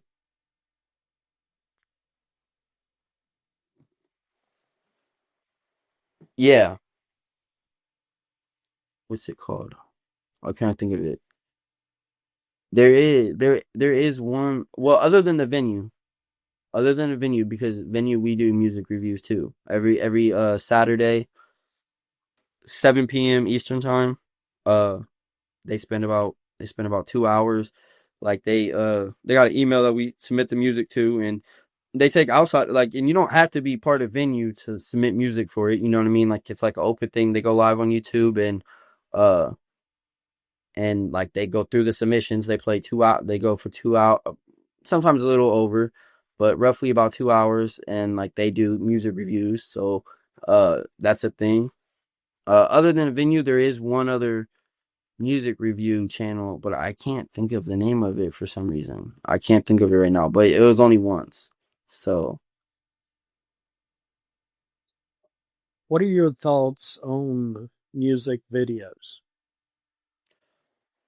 it's a funny question because I don't really have a whole lot of music videos. So growing up, like okay, so where I'm from, like Akron, uh there seems to be like it seems to like I feel like people make music videos seem more important than they are, and that's okay. I've never been the type to like really watch music videos. Like I've watched some of them before, you know what I mean? But I like when I listen to music, like I don't really need a visual to listen to the music.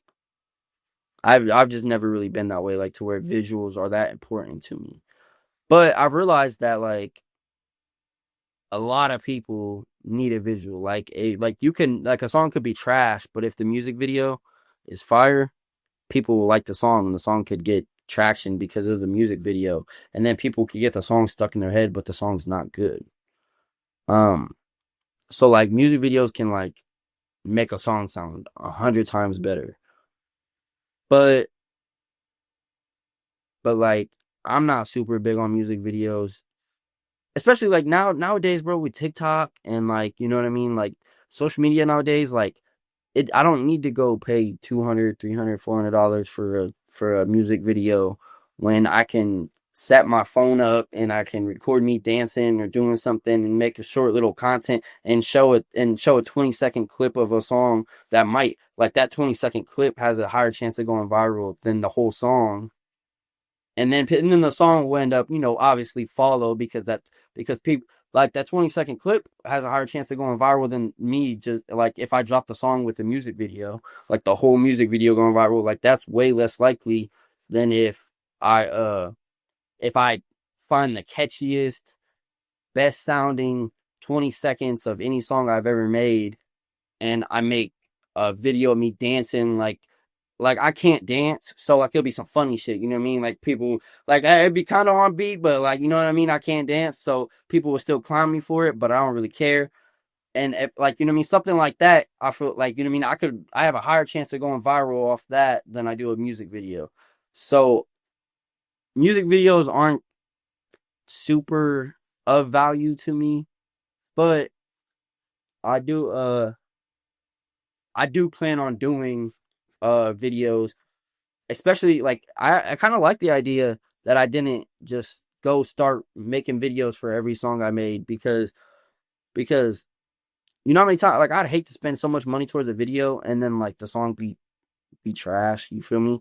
And like you don't really know until you drop it, and then people are like, "Oh yeah, I'm not really messing with the song." And then all that extra money you put into the video for that song, like, you know what I mean? It's like, bro, people don't even want to listen to that song. So like, you feel me? Whereas like what I can do now, what I have the luxury of is I got, like I said, almost 2 years worth of music. I can go back and look at my numbers and I can see which songs got the most views, which songs had the, you know what I mean, the highest retention time. Like I can see which songs I should make videos for. And when I do make a video for that song and I drop the video for that song, sure, the song's not new, but to everybody it is. Everybody, like almost all my fans, like, you know what I mean? Like when I made those songs, like half the people that like on, like when I made that song, there was maybe I got 200 views on it. Let's say 120 different people listened to it.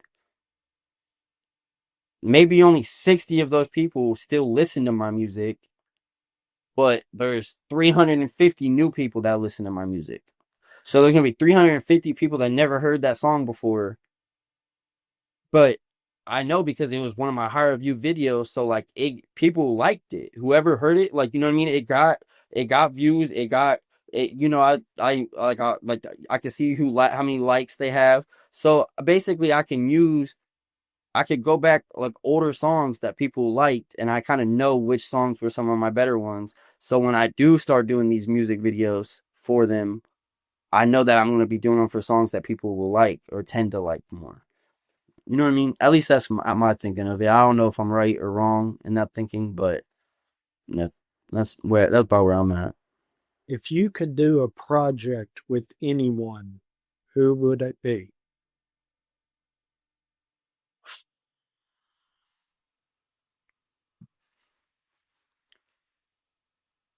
Like any artist, Yeah. Kodak for sure. I would do a project with Kodak for sure. What is the top of the mountain for you? Oh, I want to be the girl. I want to be like when people think of like when people think of like I like, you know what I'm saying, like I want to be I want to reach I want to get to the point where like when people think about the best rappers, like my name comes up. I want to be number one.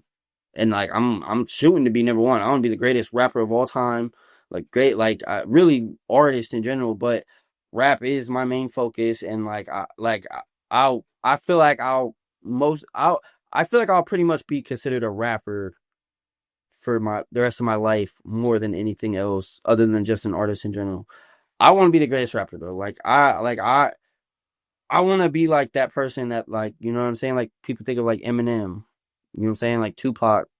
Like I genuinely feel like I can reach that status too. Like I feel like I have it in me to reach that level of notoriety, I guess. I don't know if that's the right word. like I want to be one of the greats. And so that's the mountaintop would be like, you know what I mean? Like when people think of like the best rappers, like I'm in that conversation. Like they got to mention me. And I got a long ways to go before I get there.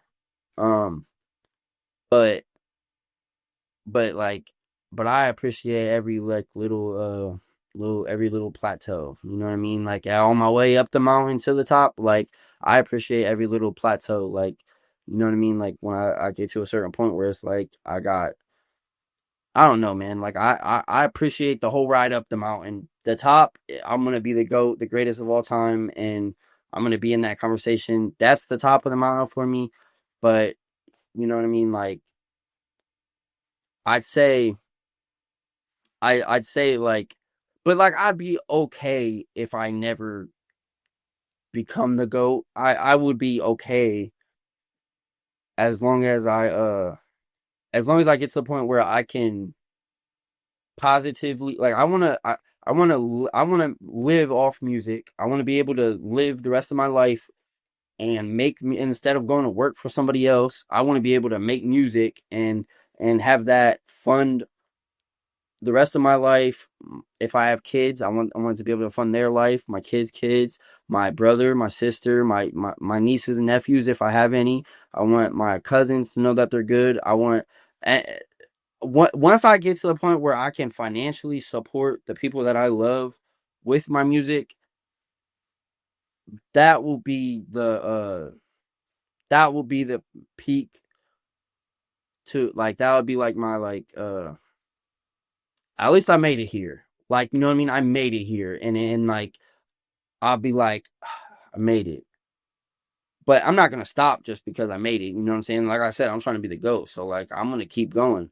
But once I get there, that's like guess that's like my smaller mountaintop. Like that's like my like that's gonna be really once I'm able to financially support my family and the people I love through my music, then that will be a mountaintop for me. You know what I mean? So Where do you see yourself in the next 5 years as far as music? And what are you doing to get there?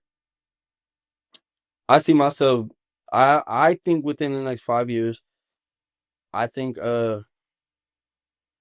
think I'm probably gonna be actually I know that I'm gonna be uh living off of my music. I know in the next 5 years I'm gonna be living off my music. I know that for a fact. Um,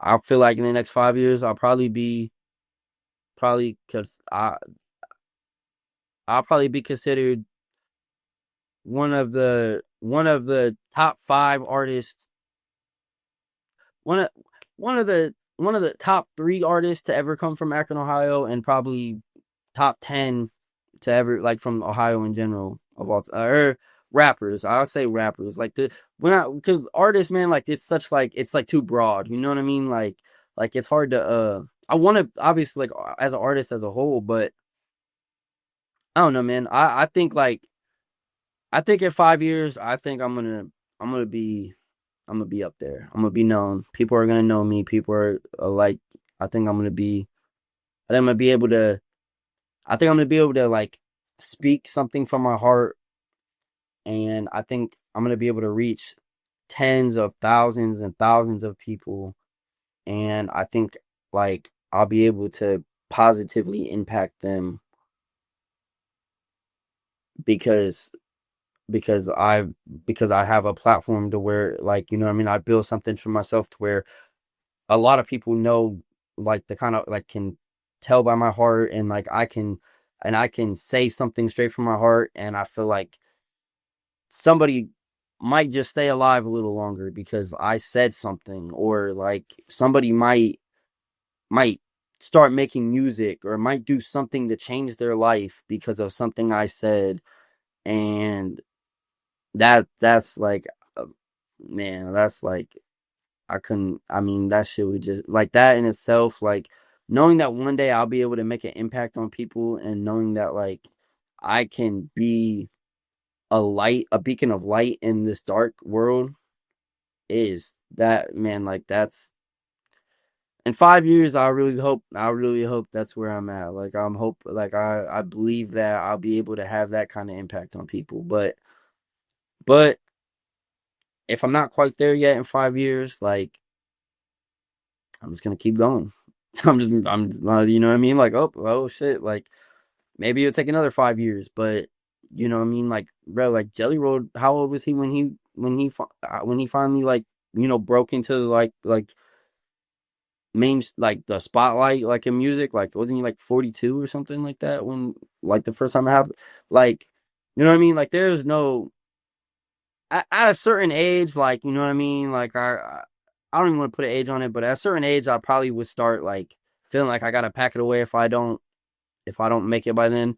But that's another 10 years away. So I got at least like 10 years before I gotta start being like, maybe I'm not, maybe I just need to. But man, and what I'm doing towards it is every day I'm working every spare second I get. I'm sitting right here with these headphones on and I'm listening to beats and like I said, I'm trying to make beats now. Like I'm trying to like get into I'm trying to just I'm just giving it everything I have because I know if I give it everything I have, I won't miss.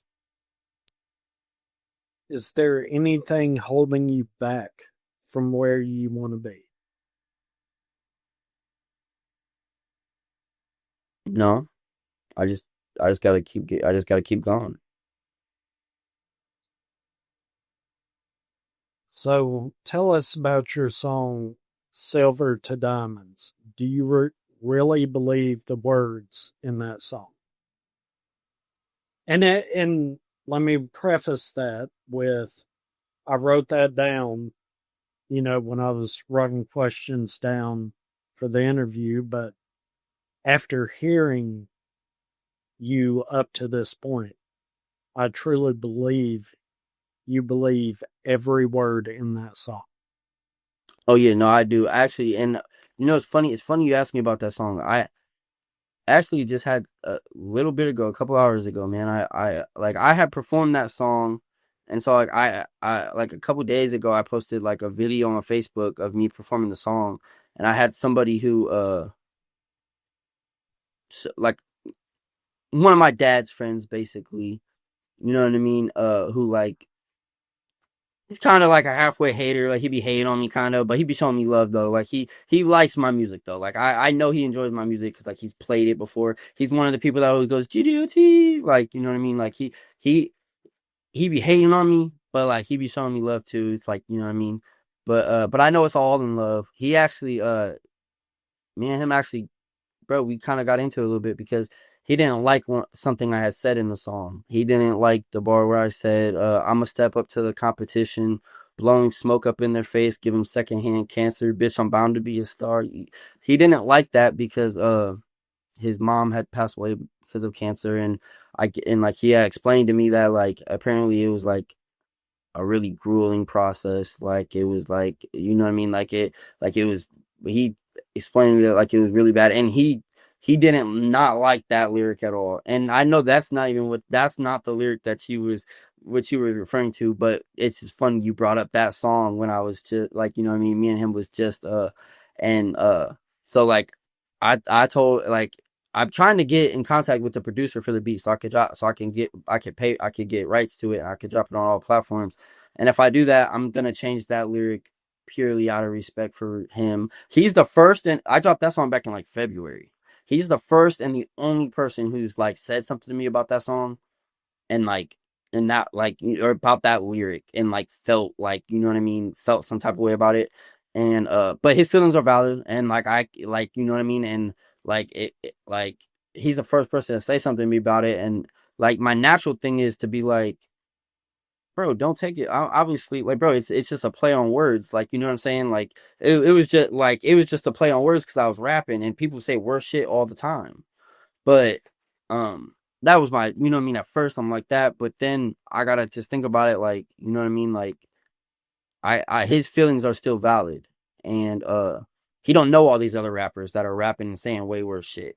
He don't know all of them personally. It's not like he could go to them, check them, and be like, oh yeah, I don't like that you said that me and him, we know I work with him sometimes. Like, you know what I mean? Like, he's one of the people that I do the stagehand work with. So he, you know what I mean? Obviously, that bar rubbed him the wrong way. But other than that, yeah, I believe everything in the song. I believe everything. I believe everything. Really, like, I believe everything I say in my music. All right, y'all. What's up? My name's Harkos. I edit everything around here at Two Beers of the Band podcast, but I wanted to hop in here real quick and let you know a little bit about my podcast called Music Making Sense Podcast. All links are available at mmcpod.com, of course. But what is Music Making Sense Podcast? Well, it's a podcast designed and dedicated specifically to music marketing, branding, and how to have success. Real success as an independent artist. I'm constantly dropping videos that dive deep into strategies and tips and tricks that you can use as an independent artist to help you grow your fan base in a real and sustainable way. So if you're an independent artist struggling with the marketing and trying to do everything DIY all at the same time and could use some help, come on by Music Making Sense Podcast. All links are available at mmcpod.com. And if you're not an independent artist, but you happen to know someone who is struggling with their music marketing, again, mmcpod.com for any and everything Music Making Sense Podcast. All right, I'm going to shut up now and get back to this great conversation. All right, guys.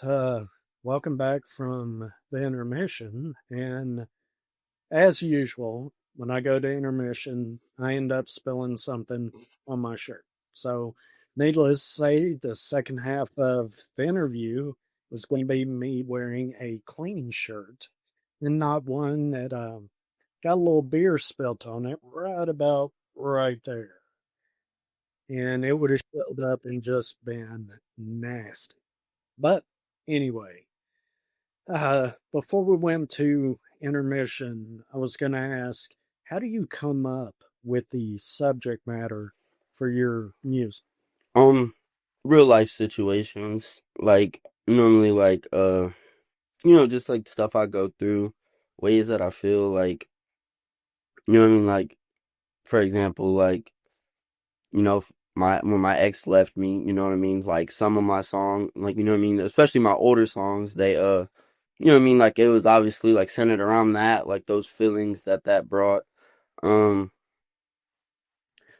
uh, like just real life situations, things that I've done, and the you know what I mean, like dealing with repercussions from those things and just stuff I deal with, you know what I mean? So real life situations, I just chant. I'm pretty good at, like, I don't even, it doesn't even have to be like super current, you know what I mean? Like, I don't have to, like, I can go make a, like, you know, I could go, I'm not heartbroken right now. Like, I'm fine, you feel me? I'm chilling, working on music, enjoying myself.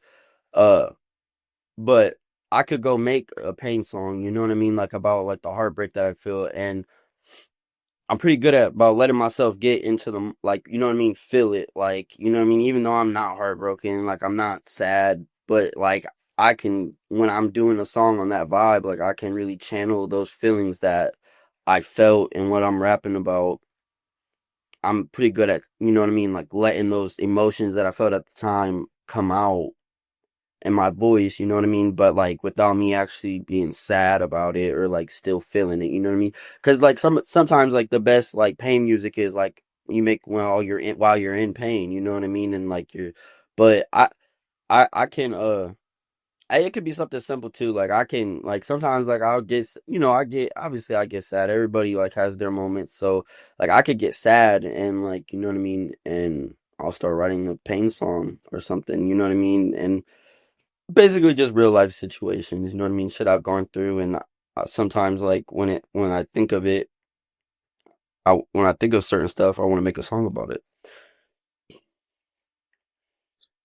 So, would you So say your music is a true extension of who you are? yeah, yeah, for sure, definitely. Like like everybody caps in their raps like that. You know how everybody said like everybody caps in their raps. Like there might be some bars that might be like a little bit of an exaggeration to an extent, but that's just, but you know what I mean, that's what comes with music.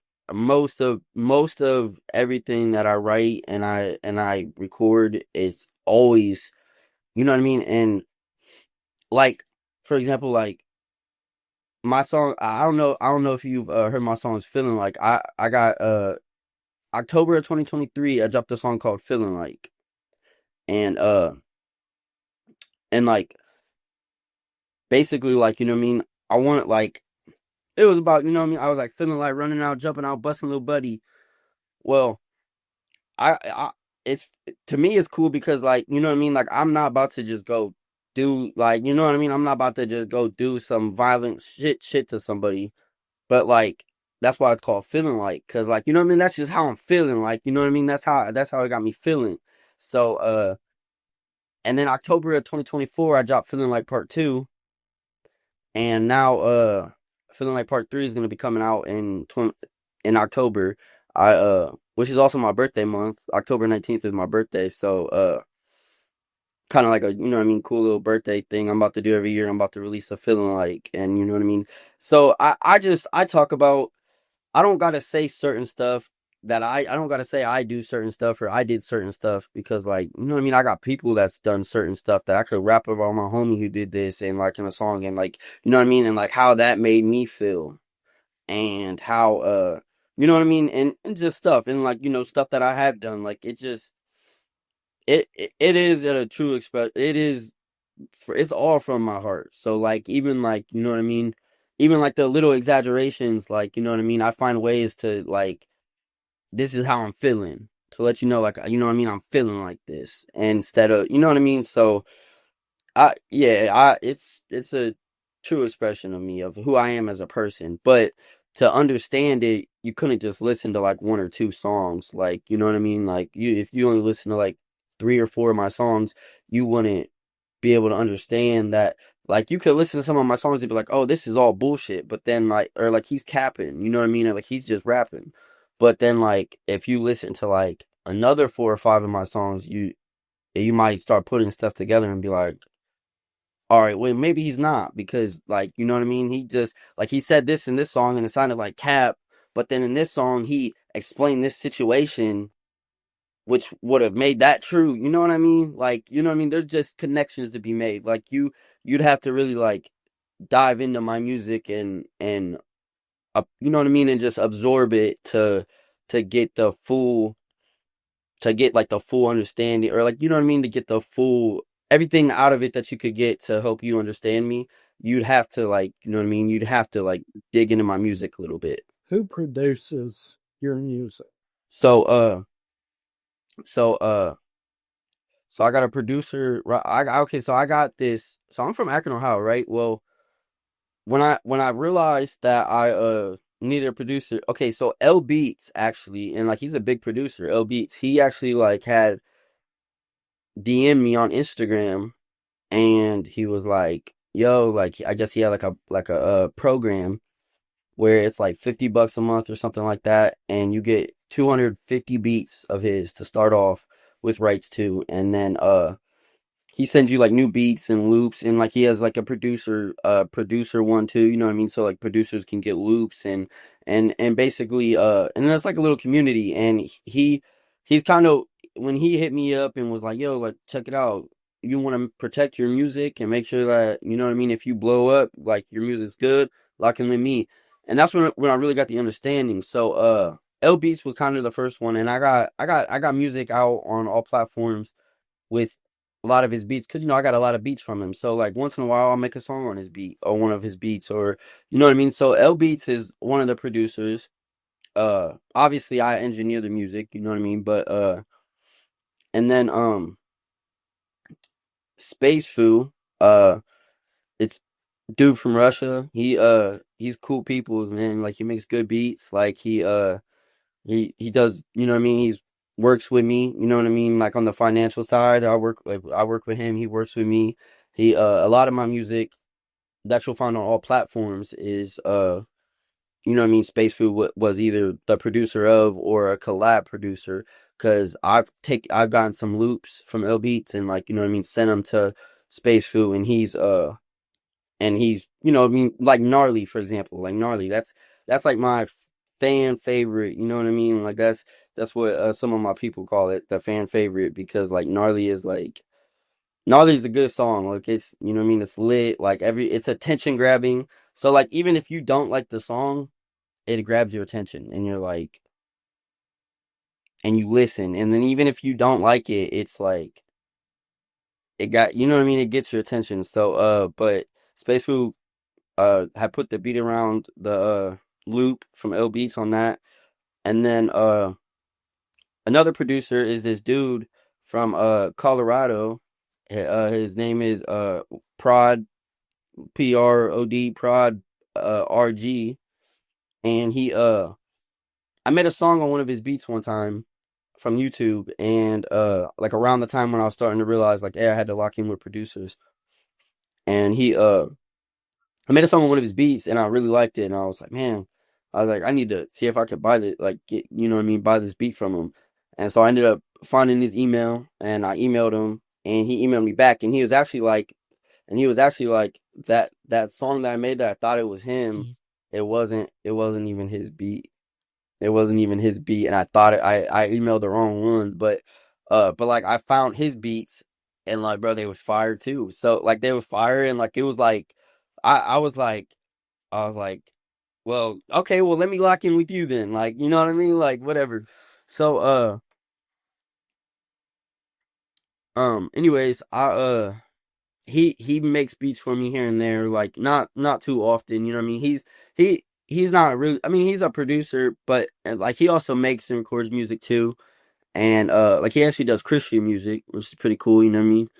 Um but I don't use his beats too often, but you know what I mean, he's another producer that I'm rocking with. And then I got two others that I really rock with, VQ Linux and I don't know how to pronounce it. I can't really pronounce it, but Firestarter, my song Firestarter was he was the producer on that, and he rocks with me really heavy. I got producers that hit me up frequently, you know what I mean? Obviously they're, you know what I mean, they're trying to, obviously they want to make money. They want me to buy their beats, and but also like I get some producers that like hit me up and like, bro, can you make a song on this beat, bro? Like, you know what I mean? Like not even trying to charge me, you know what I mean? They just want to work with me, you know what I mean? So like that's always a good feeling, like when producers aren't like only I like when producers hit me up to because they fuck with my music, and they want to hear what I sound like on their beats, as opposed to a producer just hitting me up because they want me to spend money on their beats, you know what I mean? Like, and I can normally tell right away like what the how the you know what I mean, like if the producers texting me because he wants to work with me and he fucks with my music, or if it's just because I'm an artist and he's trying to sell beats. So, but yeah, so those are the few producers I work with. How would you describe the perfect day? A perfect day. Day, yeah. I would say, so I wake up. I would say I wake up and like, hopefully, I would like to like have like my life partner, my woman with me or something. You know what I mean? Have a woman like to be able to, you know what I mean? Wake up. Uh, Obviously I'm single right now, but ain't no big deal. I wake up, and be with like my partner, my woman, and maybe go get breakfast. Um, Come home, go to like I just record music. Like it'd be cool if she could sing. You know what I mean? Like, cause I can't sing. It'd be dope to like, you know what I mean? That shit would be amazing. We could make but I just, obviously spend some time in the studio. Um, I don't know. It's hard because I think I could have like a lot of different versions of a perfect day. You know what I mean? Like I think like, like getting to hang out with my brother or my mom or my dad, or just, you know what I mean? I don't know. I could have so many different versions of a perfect day, but all of them include me getting studio time. I gotta spend at least a little, like to be a perfect day, I gotta at least spend a little bit of time in the studio. If I can't record nothing, it's like lowers the chances of being perfect. But yeah. What's your favorite part about creating music?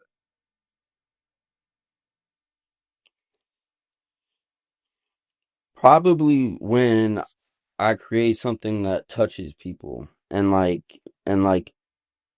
that makes people think or like makes people feel and they're like, damn, like that was deep or like you know what I mean? Like that ultimately like getting to like connect to people and like people being like and then like when people relate to certain stuff like I appreciate I like when I don't like I like when people relate to certain stuff and like they're like damn so I'm not alone, you know what I mean, like damn like okay yeah I felt that like and you know what I mean, it just makes them feel a little less alone. So I think my favorite part about creating music is when I create something that connects and you know what I mean just helps people know that like you know what I mean like I've been there too and like you're not alone like and like if you've been and like you know what I mean I've been there before too and sometimes I've been there and I got out of it, you know what I mean, so like if I got out of it like you can too and just connecting with people for real like making music. And then also I would say another favorite part of making music for me is like getting stuff off my chest. Like, you know what I mean? Like certain feelings and like just shit that like I don't got nobody to say to. Like I don't got nobody to talk to about certain things. Or like if I do talk to somebody about certain things, like it's like I start to like feel like, you know what I mean, it's annoying. Or like nobody like bro, like 9 times out of 10, nobody wants to deal with somebody who's like heart is broke or like somebody who's crying or like you know what I mean. 9 times out of 10, nobody wants to, and people do if that is on brought on to them and like you know what I mean. But 9 times out of 10, like nobody wants to do that. You know what I mean. So like because I know that I don't ever be wanting to put that on somebody else.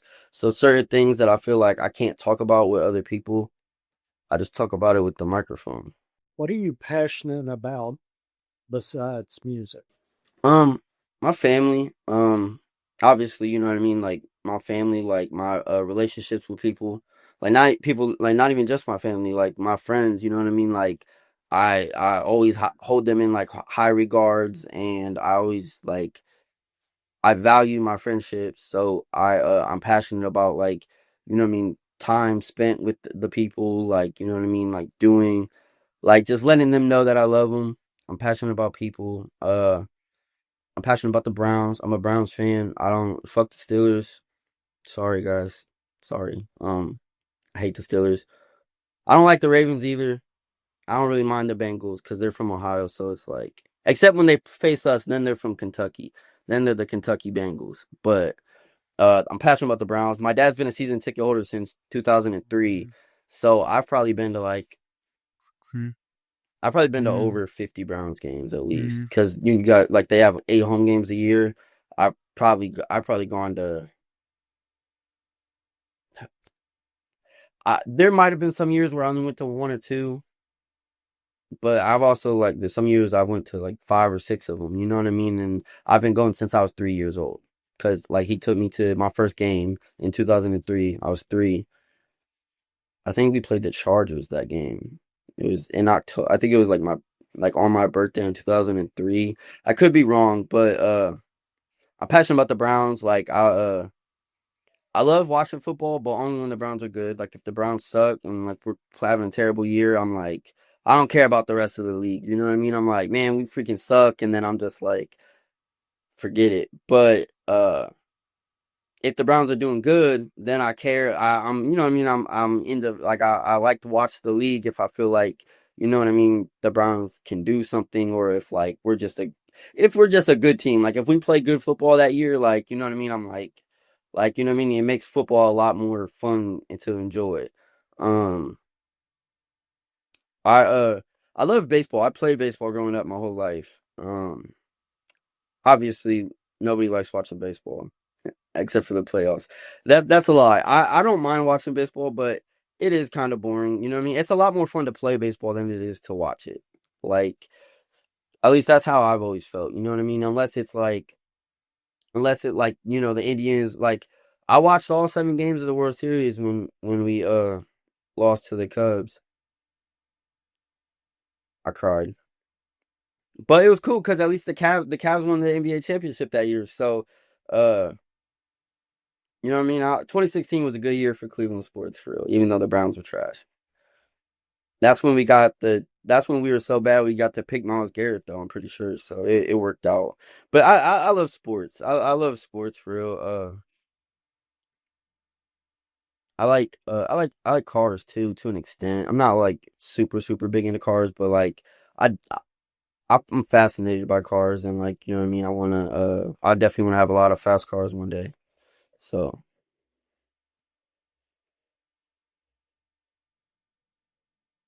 What do you want your fans to know about you?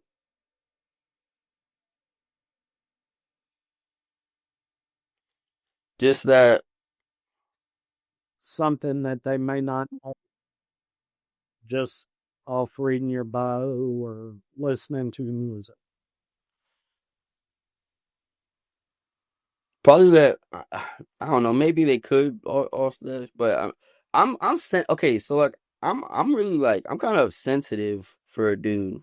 Like I remember like being younger and like you know what I mean. Like obviously like my friends like we you know you talk shit with your friends and shit. I'm sensitive, but like I feel like I care about things a lot more than what I feel like other people or like the regular person cares about. And like shit really shit and like while like yeah like that sounds like it's just like oh yeah I'm sensitive so like I get my feelings hurt easy. I'm also sensitive to like love and like when people show me love and like I'm sensitive to it in the fact that like it genuinely is appreciated and like it really like I think about the people that like my music and have like even if like they even if it's even just one time that I seen somebody like reached out to me and was like hey bro like I've been hearing your music bro like you're doing a great job like keep it up like even if we never talk again like people that have done that like I'll think about them from time to time and I appreciate that a lot more than some people do. You know what I mean? Some people treat motherfuckers like fans and like while like that might be what they are to an extent, fans, you know what I mean? Fans of the music. Uh to me, like anybody that like shows me love and support will always be so much bigger than just a fan. They're like, you know what I mean? Because I'm sensitive. So like that kind of love, it does affect me and it does like bring me like you know what I mean like a certain type of joy that like I can't even put into words. So I appreciate them basically more than they know What makes your music special? Why should I listen to it? because I because it's me and it's not and my music isn't me trying to emulate anybody else's sound. It's not I'm not trying to copy somebody, you know what I mean? Like I'm not just, and I don't just, I'm not just saying shit. Like, you know what I mean? I'm not just saying shit just to say it. Like, most of the time, um, except for like collabs, like when people ask me to hop on a song of theirs, most of the time, like the songs that I make, and other than most of the time, I'd say probably 85% of the time, like when I make a song, it's because I'm trying to say something. So, I would say like you should listen to my music because like I, I'm, there's what's the word? There's like depth behind it. You know what I mean? And like it's not just and like it's not me just saying shit just to say it. Like there's always like something deeper behind it that people can connect to and I genuinely feel like I feel like my heart is pure and my intentions are always pure. So like I feel like with that being a thing, when I put that out into the air, I feel like that can't hurt people. If anything, Mm. you know what I mean? Like, I feel like it can help. It only helps people. And, like, I feel like certain things can, like, just people can be like, I'll be okay because this happened and he was okay, or like, you know what I mean? Just along, basically, like, you should listen to my music because I'm unique. I don't really ever sound the same, and there's like there's depth to my music. Like, there's actually some songs there might, like gnarly, for example. You might not think there's much depth to gnarly because I'm just like, I act a fool in a party, sorry, I pop two and mollies, but like. But like, if you like actually listen, like really, like, you know what I mean? Obviously, I was having fun with that song, but like, if you actually listen, like, I, I mean, I was kind of, I mean, like, I was kind of like expressing, like, you know what I mean? Like, sometimes, like, I feel like, you know what I mean? Like, sometimes, because people think like I just say I pop Molly just to, and I don't like just like every day, you know what I mean? I'm not like addicted to Molly or nothing, but like, I did have a period of time where like I was doing Molly, and like I felt like the only way I could have fun was if I was doing Molly, and the only way I could feel that vibe was if I was doing Molly. So like that song was kind of like a, you know what I mean? It was just, I don't know. It was still, you know what I mean? There was something behind it. Like, people on the surface, people might hear it and be like, oh, he probably doesn't even pop Molly, or he don't even blah blah blah, or you don't even know what Molly is, or people could think whatever they want. But like, you know what I mean? There was a certain point of time where like where I was going through something where like the only time I felt like I could have fun was when I was doing, like I had to do Molly to fucking, you know what I mean, feel like I have fun. So so there's still, you know what I mean, like even that, like just that in itself is like, it's just something I'm getting off, you know what I mean, getting off my chest, like, you know what I mean.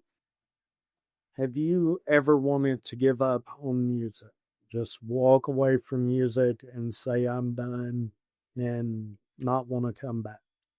I've I've had like maybe like two moments where like I was like, nobody's even listening anyways, and I was like, I'm done. And then like like I think like I felt like that for like, you know what I mean, maybe like an hour, or maybe just like 15 minutes while I thought about it, or maybe like an hour or two, and like I was like, you know what I mean, like I would think about it, but then like, you know what I mean, I go smoke a blunt, or I go to sleep or something, and then like I'll wake up, and then like it's like I don't make music. I As much as I make, like, I make music because I enjoy it. So like giving up because I feel, because somebody was talking shit to me on TikTok, or giving up because I felt like nobody was even listening to me, are kind of like are kind of silly reasons to give up in the because I make music because I enjoy it, and like, you know what I mean. So I enjoy making music, so as long as I enjoy making music, like trying thinking I'm about to quit because nobody's listening, or thinking, oh, people are making fun of this song or something like that, like it just seems silly because I don't make music I don't make music for everybody to listen to, and my music isn't for everybody. You know what I mean? There's people that hear my music and might hate it, and like everybody has their own style. So like, but I make music because I enjoy it. So like, I might get mad sometimes and be like, oh yeah, fuck this music shit.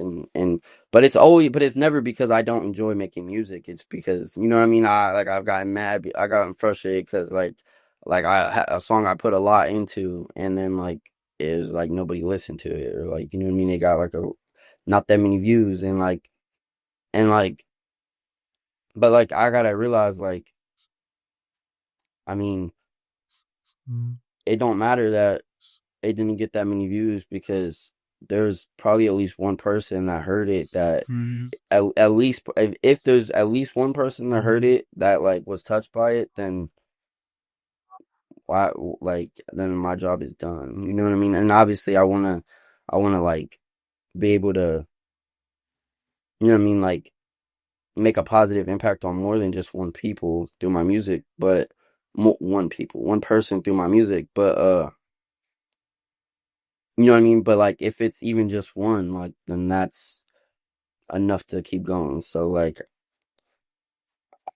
and I enjoy it. So as long as I enjoy it, I'll make music. And anytime that I've ever been like, oh, I'm fucking done, it's just like, you know what I mean? It's just spur of the moment shit. Like, it's never like, me contemplating actually stopping because I probably will wake up the next morning and be like, oh, I'm about to go record this song. This beat's fire. And then I forget that I was like not wanting to, you know what I mean? Like I don't ever remember like, oh yeah, I don't know if I should keep making music or not. Like if I ever said it, I forgot about it soon after. So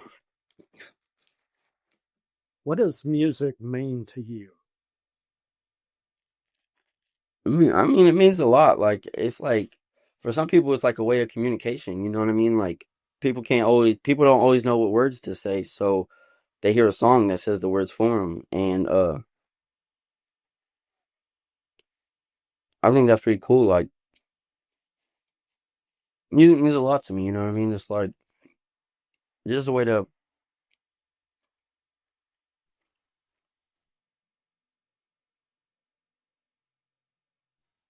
it's just a way to like express myself while also helping people express themselves, and when they may not know how to.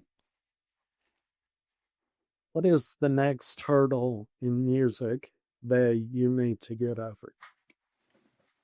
Um,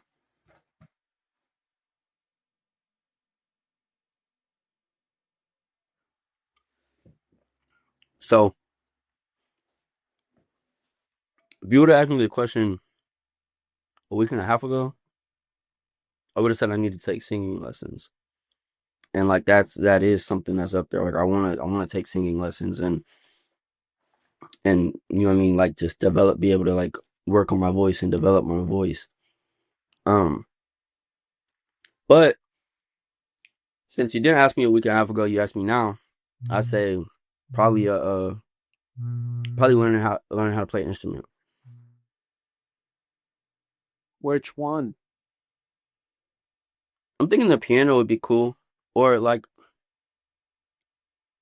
I'm thinking a piano would be cool. Like I think it'd be cool to play the piano and be able to like you know what I mean rap or sing while playing the piano. Like I always thought that was badass. Um, I've thought about the guitar, but I don't know. I don't know. I feel like I probably would go with the piano, but I could also learn one and then learn the other. You know what I mean? Like Yeah. it's not like I can only learn one. So I probably the piano. The piano will probably be the first one that I go that I you know what I mean? Like when I do take that step, I'm probably gonna learn how to play the piano because I like pianos. I like the sounds that they produce, and I just think it'd be fun. Which one of your songs is your favorite and why? Um,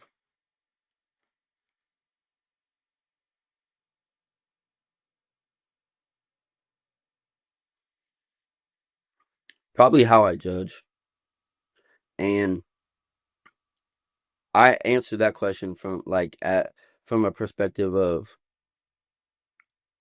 like Gnarly kind of used to be my favorite song because it was the most fun I had making it. Gnarly was like probably the most fun I had making the song, like just because like the whole process behind it, like and just it took me a couple days or no, it took me probably like a week or two to write Gnarly. Um, I made the hook like on a whole different beat, but the hook wasn't the way the final song came out. But I acted fool in the party, sorry, I popped two of them mollies, and I just kept singing on this other beat. I don't know the whole process of it. Like it was fun, and every time I worked on the song Gnarly, I enjoyed myself a lot. Um, I've had other songs that I've had fun on too, though. But How I Judge was like a song that How I Judge was a song that like I was like talking my real like I was like speaking my truth to whoever was listening, and it was like hey, this is who I am, and this is what I'm gonna do, and um whether you like it or not, like this is who I am and this is what I'm gonna do, and this is my song showing that I can do this. And How I Judge was like how I talked about like the first song I ever got chills after recording was How I Judge. after I recorded How I Judge, like I was like that was like the song that I was like, actually, that How I Judge was the song that I was like, after I made it, I was like, I'm gonna I'm gonna be famous one day. I was like, dude, like I really like I'm like that. Like I was like, I'm like that. Like to this day, I don't listen to that song much. I mean, you know what I mean? It's over year almost a year and a half old. Year and a half old, so like probably 300 songs ago, at least. Uh so like obviously, you know what I mean, it's probably not my best. Like I've gotten I work music, like I said, I work on music every day as much as I can. And so I get better every day.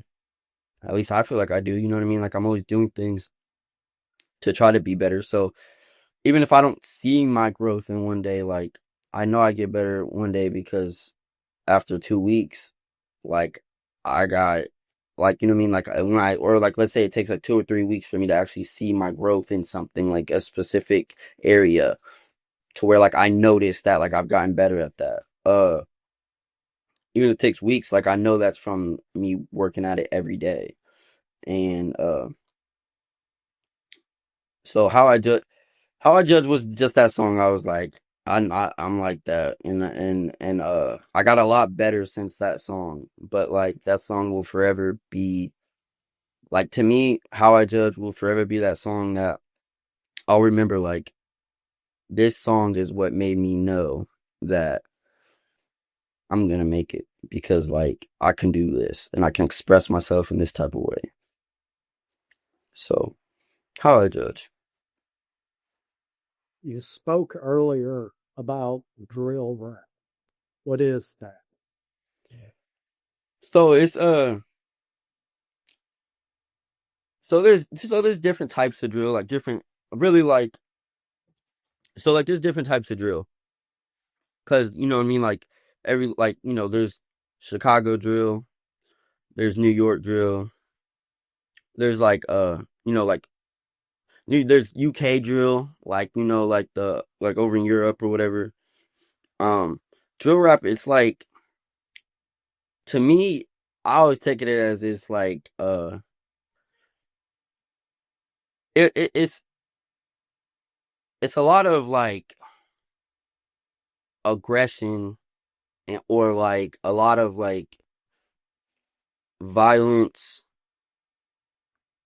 involved. Like basically for me, like, cause what I mainly, when I do drill rap, when I normally like 190, we like they did like a lot of like the New York sound. So like they do like, because nobody else in Akron, everybody else in Akron raps like Detroit, you know what I mean? And like it's just watered down Detroit music from everybody around here, basically. You know what I mean? Like there are some other talented artists that, you know what I mean. So that's not to like shit on the city or anything. Like we got some real talent here, but like 80% of the music you hear from somebody in Akron, or like just Ohio in general, it feels like, I can't speak for all of Ohio, but I know here it's like 80% of the music you hear from somebody here, it's some watered down Detroit shit, recycled flows, and so they, like, their thing was, they were on the New York drill vibe, you know what I mean? Because like that's like the beats that they would use, because nobody else around here is using that sound. You know what I'm saying? Drill music is, it's just like aggression. You like, it's just like it. You know what I mean? Like something. My one dude says slider music. He's like it makes you want to slide on somebody, or like, you know what I mean? Like go handle business. You know what I mean? Whatever the deal is, but I mean, yeah. And when I do that kind of rap, like I talk about, like, you know what I mean? Like when I felt like certain situations where I've had to go do certain things, or like where I wanted to go do certain things, you know what I mean? I channel that into, to me, yeah, when I do drill rap, it comes from a place of anger, and it comes from like times, like, you know what I mean? That's what I dig into, like times where like I felt like I had to go do this, so I went and did this, or times where I felt like I had to go do this, and maybe I didn't go do it, but like sometimes I wish I did. And other times I like, you know what I mean? It's like I'm glad I didn't do certain stuff because I'm not trying to be. I don't want, you know what I mean. I don't want to be in trouble. I don't want to go to jail. I don't want to go to prison. I don't want to waste my life. You know what I mean. I want to be free. I don't want to hurt people mainly, but like like. But when people hurt people that I'm close to, it makes me want to hurt them. You know what I mean? And it's like, but but violence is never the answer, and I never look to promote violence. So, but kind of drill rap is just like, you know what I mean? You about to get active, you know what I mean? Do you have a fan base overseas? Um, I, I do get I get some streams over, I can't say I have a fan base overseas. I actually, a couple people in Africa actually added me to a group chat on Instagram, like somebody from Africa who likes my music. And like so like there's you know what I mean it's more people from Africa. I don't hop in the chat or engage that much because I uh I don't understand their language obviously. So I don't know what they're saying most of the time. But like I get streams overseas. I don't know too much about a fan base yet, you know what I'm saying? But I imagine I will one day, like, you know what I mean, as my music gets out there. I I couldn't say I have a fan base overseas yet, but I definitely got some people overseas that have heard of me and that are tuning in. You know what I mean? What's the best advice you've been given about music or in music? Mm, the best advice,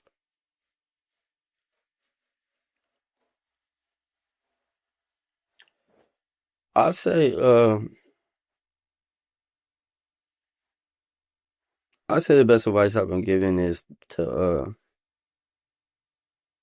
I guess just to not stop because like that's advice that like it might seem stupid or simple or like it might be like you know what I mean, but like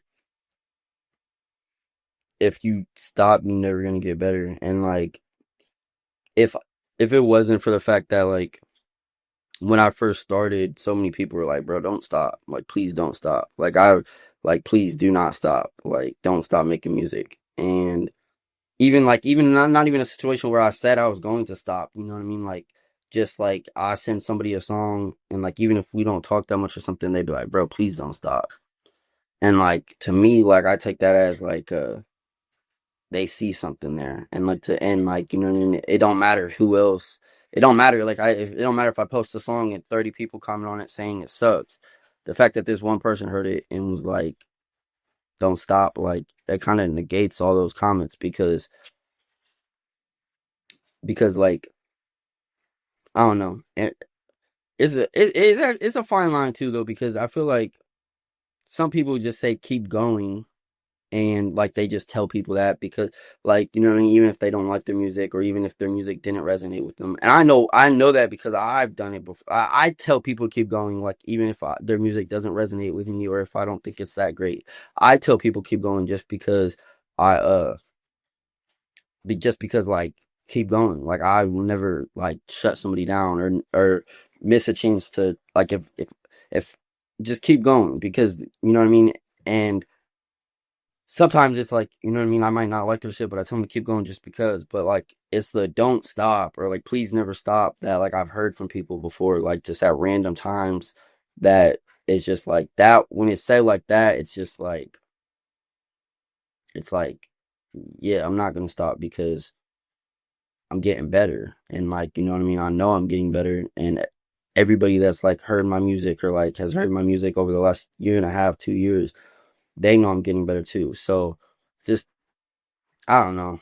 And like, you know, obviously like being told that like realizing that like there's always gonna be somebody that likes it and there's always gonna be somebody that doesn't. Like, you know what I mean? Like somebody telling me that too and then like it just resonating with me like, yeah, you know what, that's right. Like there's always gonna be somebody that's not gonna like it no matter how good how much time you put into it, no matter how good you think it is, no matter how good somebody else thinks it is, there's always gonna be at least one person out there that's gonna like people didn't brothers, people that don't like Juice World's music. And like, you know what I mean? Like Juice World is like he's a legend and like he was only like his career was so short, and like dude's a legend, and will be probably remembered in music for generations. I like, you know what I mean. But there's people that don't like his music, so like I'm not worried about who doesn't like my music. You know what I mean, and just keep going, just don't stop, because you never know what you could do. So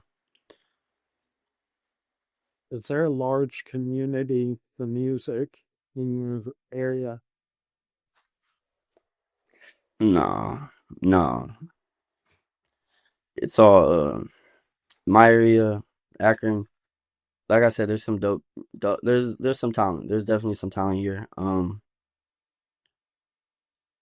No, mostly like the music that's popular from Akron is all like just, you know what I mean, like gang music, like, you know what I mean. It's just all like the East Side, and I don't know. I don't tune into none of that. But the only music community that like the only like big thing music wise that I know around here is that, like, you know what I mean, it's just like gang related music, and like talking about each other, and all, you know, like just beefing and all that shit.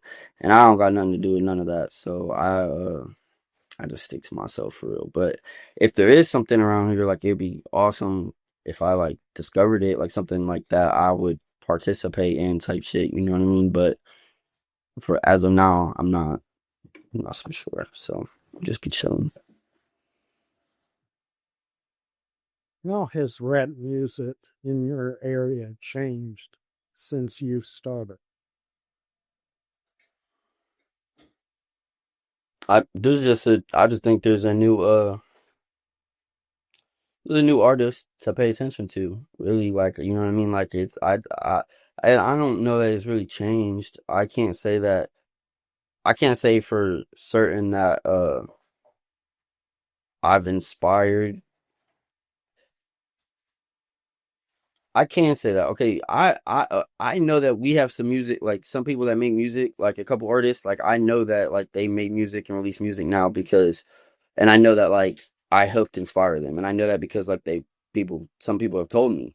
But like I maybe more people are willing to make music, because like, you know what I mean, it's like, just do it. Like, nobody thought like I said, like nobody really thought I was ever gonna be a rapper. Like, you know what I mean, I was never like looked at in that light. And then all of a sudden, people that knew me since a kid, that never heard me make music before, all of a sudden they're like, damn, like, okay, so like they hear my music and they're like, you know what I mean? And I don't know, bro. Like, I always encourage people to, like, if you like making music, I always encourage people to make it and drop it.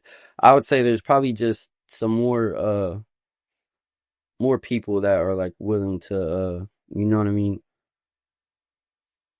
make an attempt at making music, because like, just because like because now that I'm in the music shit, and like people see me making music, and if I anybody that like I hear you, even if like they just show me a rap, because, you know what I mean, pretty much everybody knows I'm an artist now, like, you know what I mean, everybody, like, I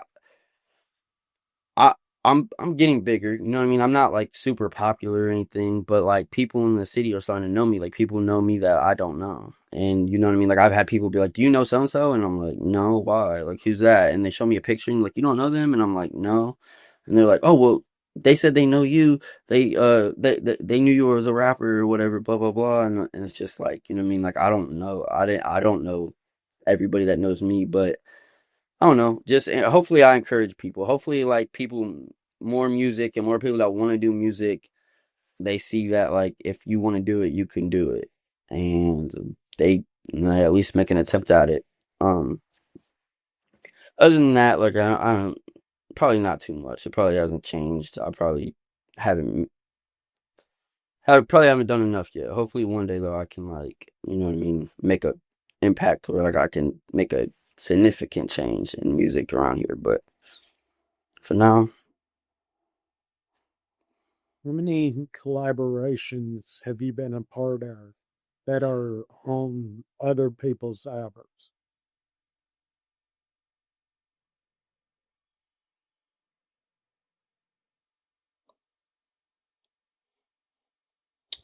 I mean, I've a decent handful, maybe like two hands full.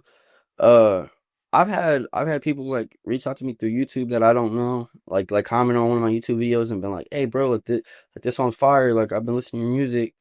It's really good. Let's collab sometime." Like I collabed with somebody. What's his name? I gotta find his name real quick. I gotta give him a shout out. He found me on YouTube and he was like, "Bro, I really like your music." He was like, I think I got a song with the open. Like I think you would kill it. And so I did a song with them, and the song's actually really fire. Chop Shop STX. I'm not Chop Shop STX with two P's in both, and then yeah, no, like we did a song. It was called 911, and it's a dope song. You know what I'm saying? He sent me the song with the open, and I recorded my vocal. I wrote my little verse, whatever. Recorded my vocals, sent it back. I've done a decent amount of collaborations. One of my a couple of my favorite ones. Past November. He's from Indiana, and he's really good. He's actually one of my favorite underground artists. Like he makes really good music. Me and him we actually just dropped a song the other day called How I Heal, and it's on all platforms. It's on on his channels, and he's one of my favorite collaborators. And then number nine, he's also from Indiana, but he actually moved to Kentucky like not too long ago. So you know what I mean? He number nine, like he's one of my favorite collab, like you know what I mean, people to collab with too. Me and him got a song that's gonna be releasing soon too on his platforms, and called Flex On. It's a fire song. I like it. But there there's more. I'm trying to think. I Oh, one of my favorite is Key. Okay, like when I say one of my favorites, I mean this was like the first dude I ever made a song with that I met like online. You know what I mean? Like we met in a. I told you about Keeg. Actually, we talked about when we talked about the venue. Keeg is the one who invited me to venue, even though he wasn't really in it like that. But me and him, we met in a Snapchat group chat, and I was sending my music in the group chat, and like people was like, some people was just trolling me, and I know because some people texted me, I was like, "Hey, your music is actually fire." I was trolling you, but they was all talking shit about it in the group chat. Like everybody was talking shit. Like some of them maybe didn't like it, but some of them was just trolling, and I know because they texted me and they was like, "Your music's actually fire. Can you send me the link to that one song that you know what I mean?" So but some people probably didn't like it, whatever. But while they was all gassing me in the group chat, Keeg, he was like, "Fuck what y'all talking about. I think he's fire as fuck." He was like, "Bro, you trying to hop on a song with me?" And I was like, "Yeah." And so like he was like, "What's your email?" So then he emailed me. The song's called God's Chosen. And he emailed me the song, and uh I put a verse on it, and I sent it back to him. And he told me like when he first heard my verse on the song, he told me he was like, "Bro, I got chills." He was like literally like the way I came on the beat, like you know what I mean? He was like, "I got chills." And me and him, like we've done multiple songs for since. I got a song called Suspect on all platforms with him on it. And we collabed on some other stuff too. But I got another song that I'm about to be dropping on my YouTube probably within the next couple of days or so. Uh a fire song I made. I sent him the open, he sent me back his verse, and he killed it like usual. So he's from West Virginia, which isn't too far from me for real. So me and him are definitely gonna link up, and we gonna get a music video in at some point, hopefully sooner rather than later. Well, speaking of platforms and YouTube, where can people find you on your social medias? On YouTube, if you type in Gdot3, Gdot3, and you hit search, you should see my channel. The official like at, like where it says is like, it says at, and then it's Gdot3 spelled, but like GDOT. How I say spell it out, like it's spelled out, it's like GEEDEEOHTEE3. So like that's like the at, but if you just type in G.3, that's how that, you know what I mean, I should pop up, and probably my topic channel, and then my personal channel, which my personal channel is where I release different, you know what I mean, different styles of music, and just like, you know what I mean, like I experiment with things. Like I got a song called Experiment 1, and I recently just dropped Experiment number 2, and I'm gonna be dropping an Experiment 3 whenever I find the right beat. And so like that's, you know, my personal YouTubes where I would get experimental. On Instagram, 190 underscore G.3. My Facebook kind of personal. I got that as like my name. My Facebook's kind of, I haven't I actually did. I made an artist page on Facebook, but it was on my old Facebook, and then that Facebook got like, but like it was like branched off of my old personal Facebook, and then like that account got like, I don't know. They deleted my account. I don't know what I did, but Facebook deleted my account altogether. So I had to make a new Facebook, and I haven't got my artist page set up on there yet. So that's kind of personal. If Apple Music, Spotify, anything that you listen to music on, if you type G.3 in, I come up. And TikTok, I actually have 2 TikTok accounts. So I got 190 underscore G.3, and then I got one that's just G.3. So one of them I actually went viral for. I actually went viral on one of them. Well, the one that was my art. Okay, so my artist page went viral for a TikTok about like my ex-girlfriend. When she left, like she didn't take like none of her shit, and she left her father's ashes, right? And so obviously I just let him chill, and like, you know what I mean, like I'm not about to do nothing disrespectful to her dad's ashes. They're not hurting me none. It's just in a little urn. You know what I'm saying? I actually got it sitting right over here.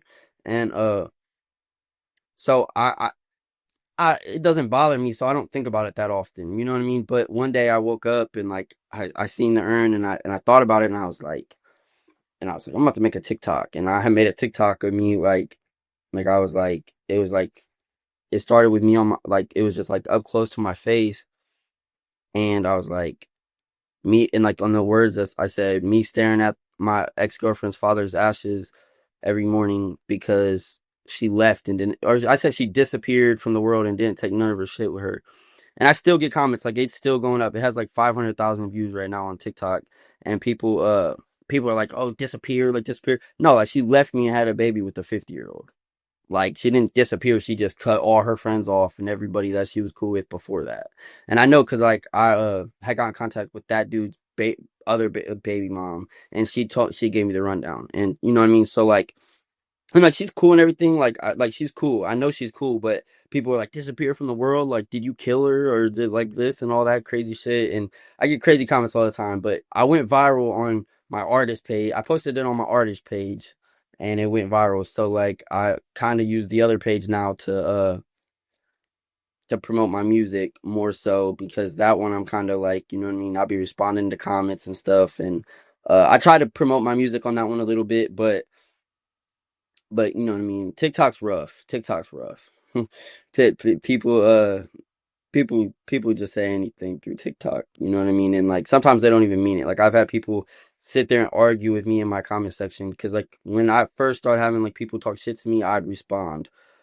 You know what I mean? I'd respond. I'd be like, blah blah blah. Like I've had people like argue with me in my comment section, and then like end up texting me like that same day and be like, bro, I'm just trolling, bro. Like the song's fire.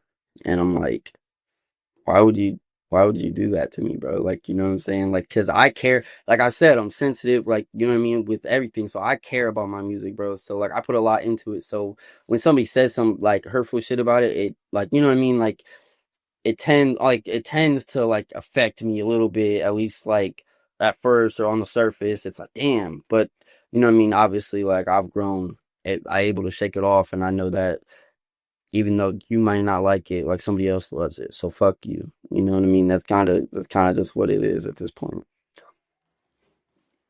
All right. Well, we're up against the clock for today's episode, but my final question that I ask artists is, what are two questions you've never been asked in an interview that you wish someone would ask you?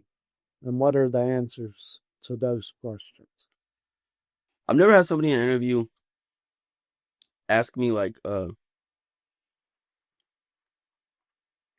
with like who certain songs are about.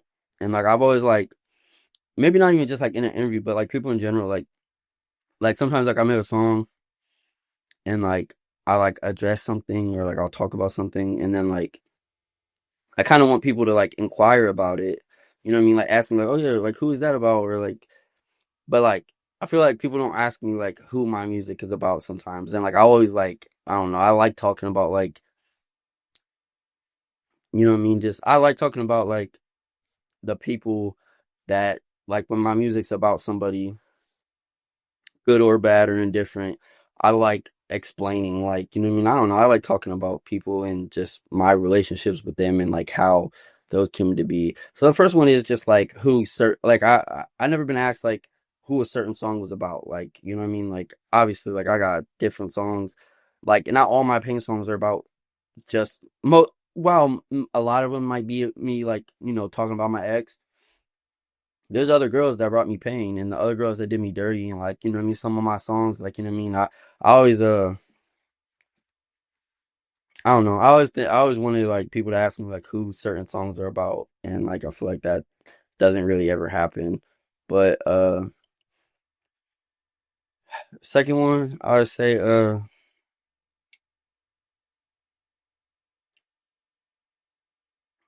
I'd say,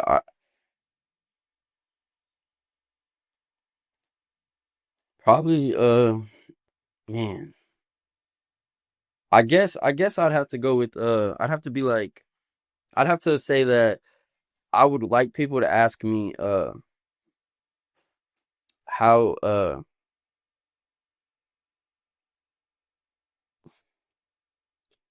man.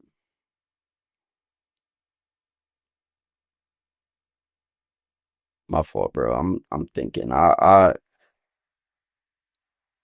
Well, I got a question for you. How are you doing? um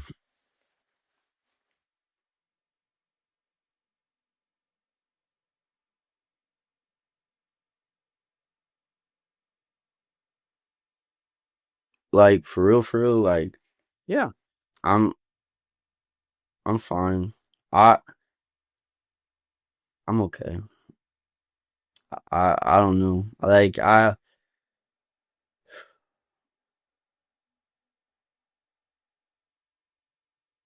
good. I'm gonna be okay. I like I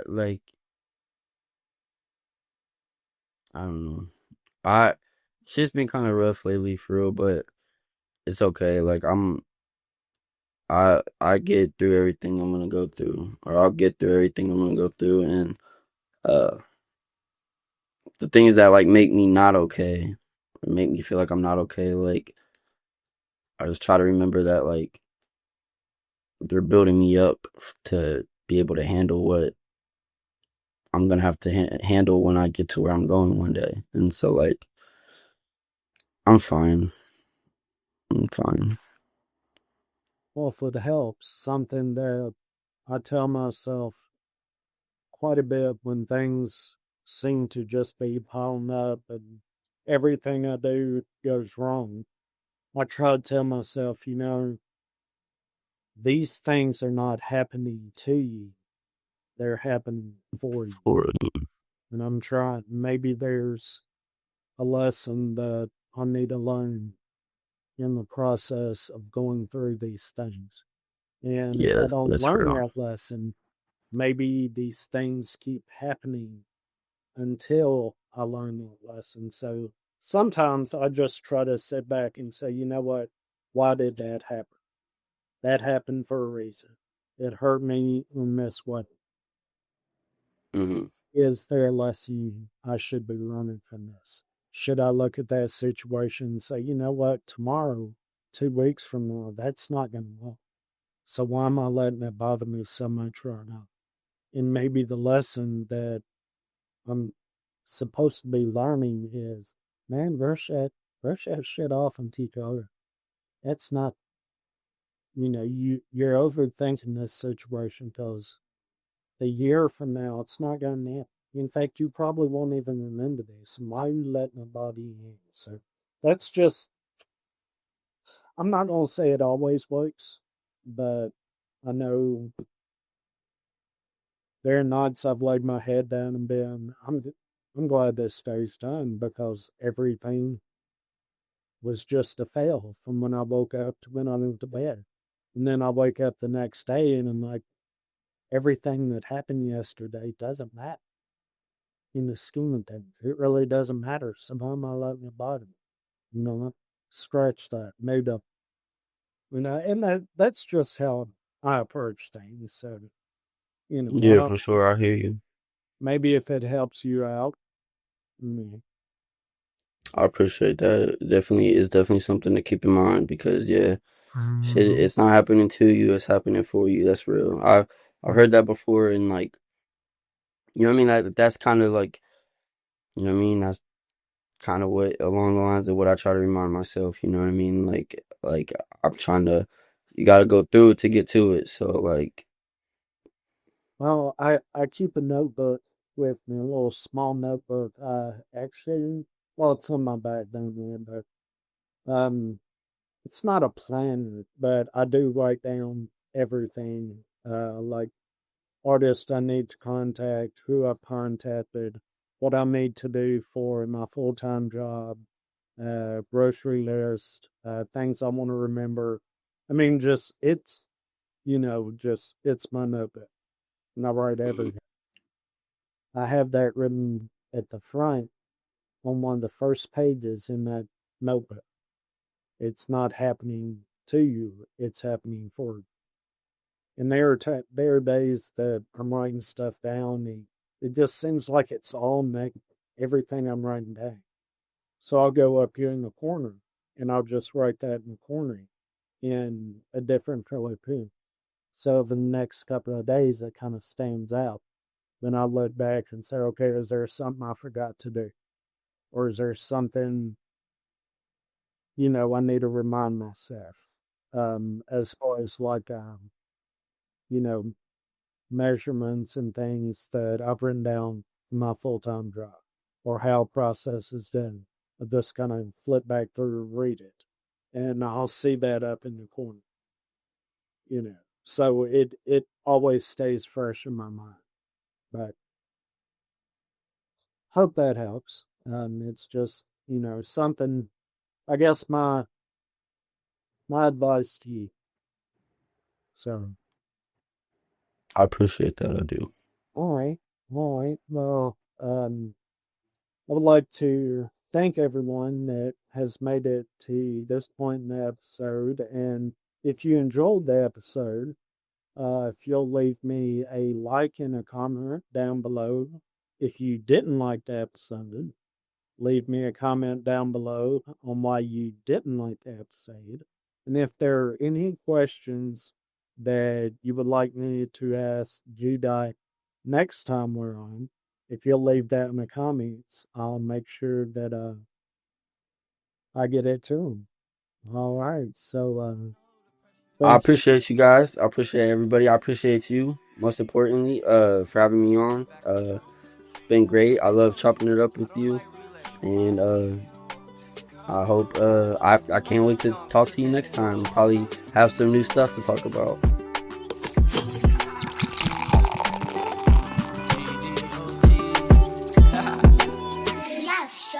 It's a different world, I feel I'm living in these days. I know that pressure heavy, baby, that's what builds your strength.